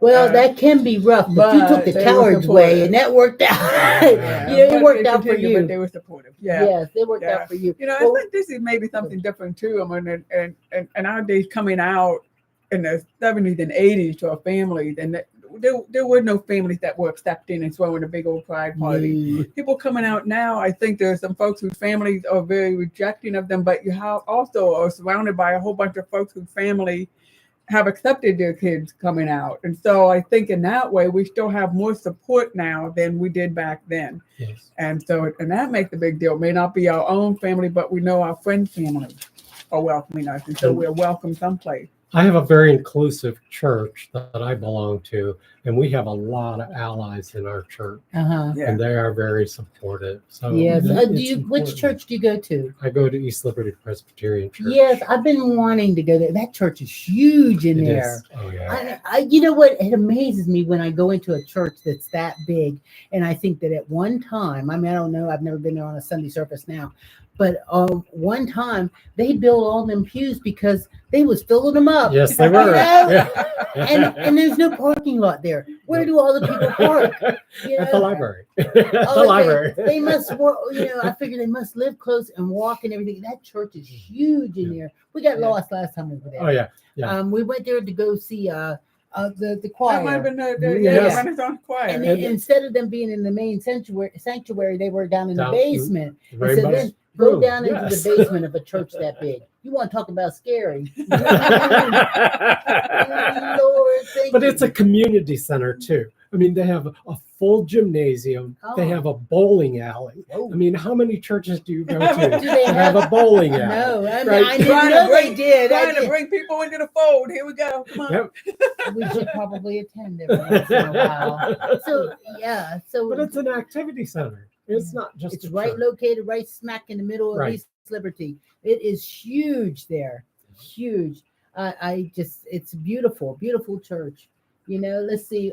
I came out when I was 17. This is from Caroline. She came out when she was 17, and my parents were really supportive in my family. I'm happy for you. This Ooh. one here, KLC says, I told her first I wasn't really Lives with the stepsister who Oh. outed okay. them. Yeah. So then, let's see. I'm Okay, lost. then here, well, I came out my last semester, senior year of high school. Ooh. Wow. With great age comes great wisdom, Yes. but not with these, which is what the parents who say no, we don't want you to be gay. I don't understand what you're responding It's to. So okay, we're but you're missing a coming lot. through. You're coming through, and you're going to be okay. Everything's going to be okay with you. I want to thank you for coming here and hanging out with Rainbow Granny and Judy and I, because we do this every Saturday and Sunday morning at 8:00 in the morning. We start, unless something's up and we happen to be out of town. But a lot of times we even go live when we're out of town. We have less than 10 minutes left before we're going to be done. So I'm telling you right now, this is your opportunity. Go over to YouTube. Edie and Judy Rainbow Grannies and on Judy YouTube. Rainbow Edie got a Grannies. link on her profile on TikTok. Right. If you want to go to my Takes you profile right right now over. on TikTok, you can click over, because when we go over to YouTube, we're going to tell you our secret of the day. Ooh. And so if you want to know our secret, Secret of the day. the secret of the day, then you got to come over here, and then when you get over here to YouTube, type in the screen there, say, I'm here, or something. Type so we'll know you're here. Okay. So I'm getting ready to go. Hopefully you came over. This is it. Okay, we're gonna log off on TikTok, but everybody here on YouTube, stay on. We're gonna be here. We're gonna have a. Do you want to know a secret? Ooh, do you promise not to tell? Whoa, Whoa, closer. Ooh, Let me whisper in your. I know you should be singing it. tell the words I want to hear. I'm in love with you. Oh God, there she goes. Okay. See, but we can let her get away with it because she can't hear. She don't know. Hey, see you on YouTube. This is it. Later for Okay, you guys. YouTube, hang on here. Hang on. We got a secret for Okay. you. There we go. So we already have, Mimi's here. KLC's here. Karen been on both all along. Thank you very much. Susie's Karen. here. There we go. Oh, I just felt like a sense of, did you feel it too? Yes, because I'm no longer over here trying to whatever I was doing. Let's see. Amber sent us a whole bunch of cards, and we were lazy butts and didn't get down to the post office until finally the other day. We had so many issues going on with Judy's dad passing and stuff that we just didn't, take care of anything like we should have. So we got some really cool gifts yesterday and some nice cards from Amber, and I just thank you. So as far as our secret goes, every time I didn't see I'm here. Anyway. make sure you minimize the chat. Click on the thumbs up. More folks coming in. Okay, I'll give you a few more minutes, and I'm going to give Mike a chance to tell the secret. He's like, what? He's like, what secret? It's your turn, Mike. You get to tell the secret. Let's see. Wait. Here, take your time. There's no reason to rush. Let's see. More folks coming in, giving you a secret. Yeah.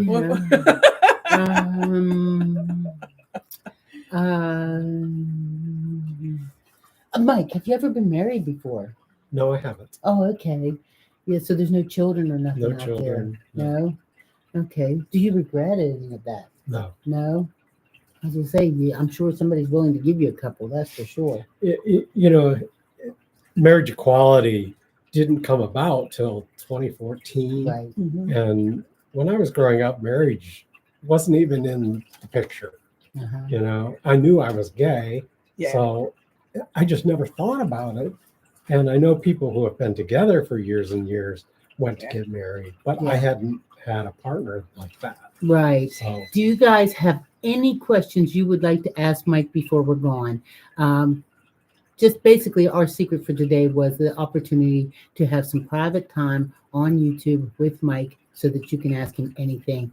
Mike, we talked about it. He's open and doesn't mind anything you would want to ask. So, Rosa, you're here. Good thing you came when you did. Make sure you share this with anybody that's out there that might have the opportunity to learn. Not only are we, sharing about Mike's book, The Journey of Acceptance, but we're also sharing about so many things in our lives as gay people that we need to know, or just that you have children that are gay and they need to know. And, nobody told us about how to bring our kids up, no matter if they're straight, gay, or whatever. Nobody gave us no books. They didn't tell us, what we're supposed to tell them, except for we're supposed to tell our daughters don't get pregnant. That's what we're supposed to do. But now that we realize it's not just about our daughters not getting pregnant, it's about our sons and our daughters and everyone out there protecting themselves, From HIV and everything else. And so we have one question. Mike, do you sell signed copies online? Yes. Just email me at pittsburghpositivity@gmail.com and I'll get you a copy. So Judy will put his email address and everything in the In the description. Yes. So we'll have it there so that you can go ahead and email Mike and you guys can communicate back and forth in order to get the signed copy. Also, don't forget he's having that book signing and Edgewood. I'm sorry. That's all right. I have to keep it straight too. Yeah. He's having that on Thursday, so I'll be over What time there. Thursday night?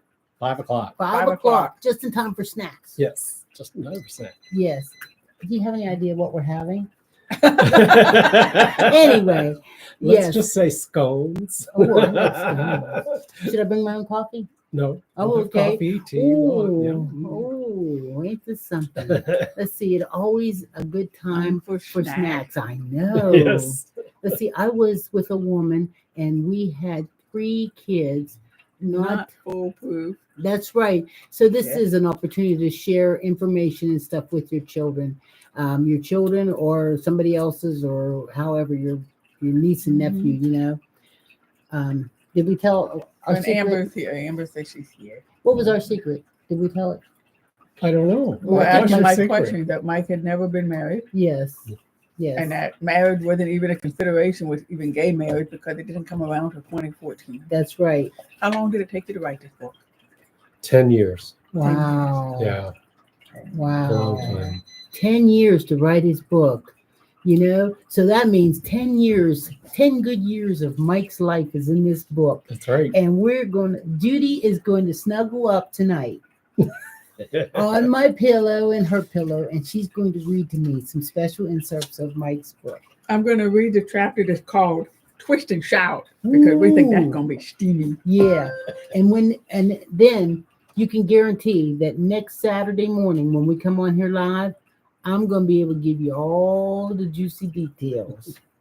So I suggest you get your copy of the book so that you can read along too, and you can say, "No, Edie, I don't think it was that hot. I think it was hotter." I Well, want you to can thank get the him. book on Amazon, and we'll have the name of it again in the description. That's right. I saw where he had a card in here. There was a card. Here it is. Yeah. Introducing A Journey of Acceptance. When Some Days Are Best Forgotten.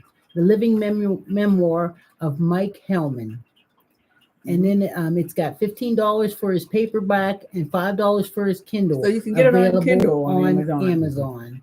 And it's got the Amazon number and all that. And Pittsburgh. then Let's see. I think this might work.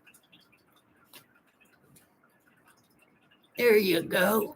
So Judy will type that in your thing or in the description too. But there you go.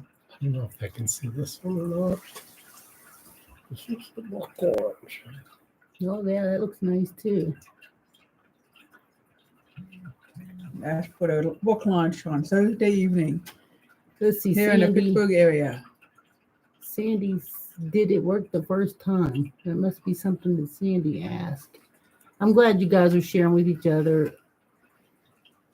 Okay, so it's time for breakfast. Yes, it's time to go Okay. get breakfast. So Okay. everybody Thank have a you. great day. Thank you, Mike. Thank you. Yes, thank you. Thank you. Uh-oh. He's part of it now. Yeah. Okay. Bye. Bye, everybody. Have a good week. Bye.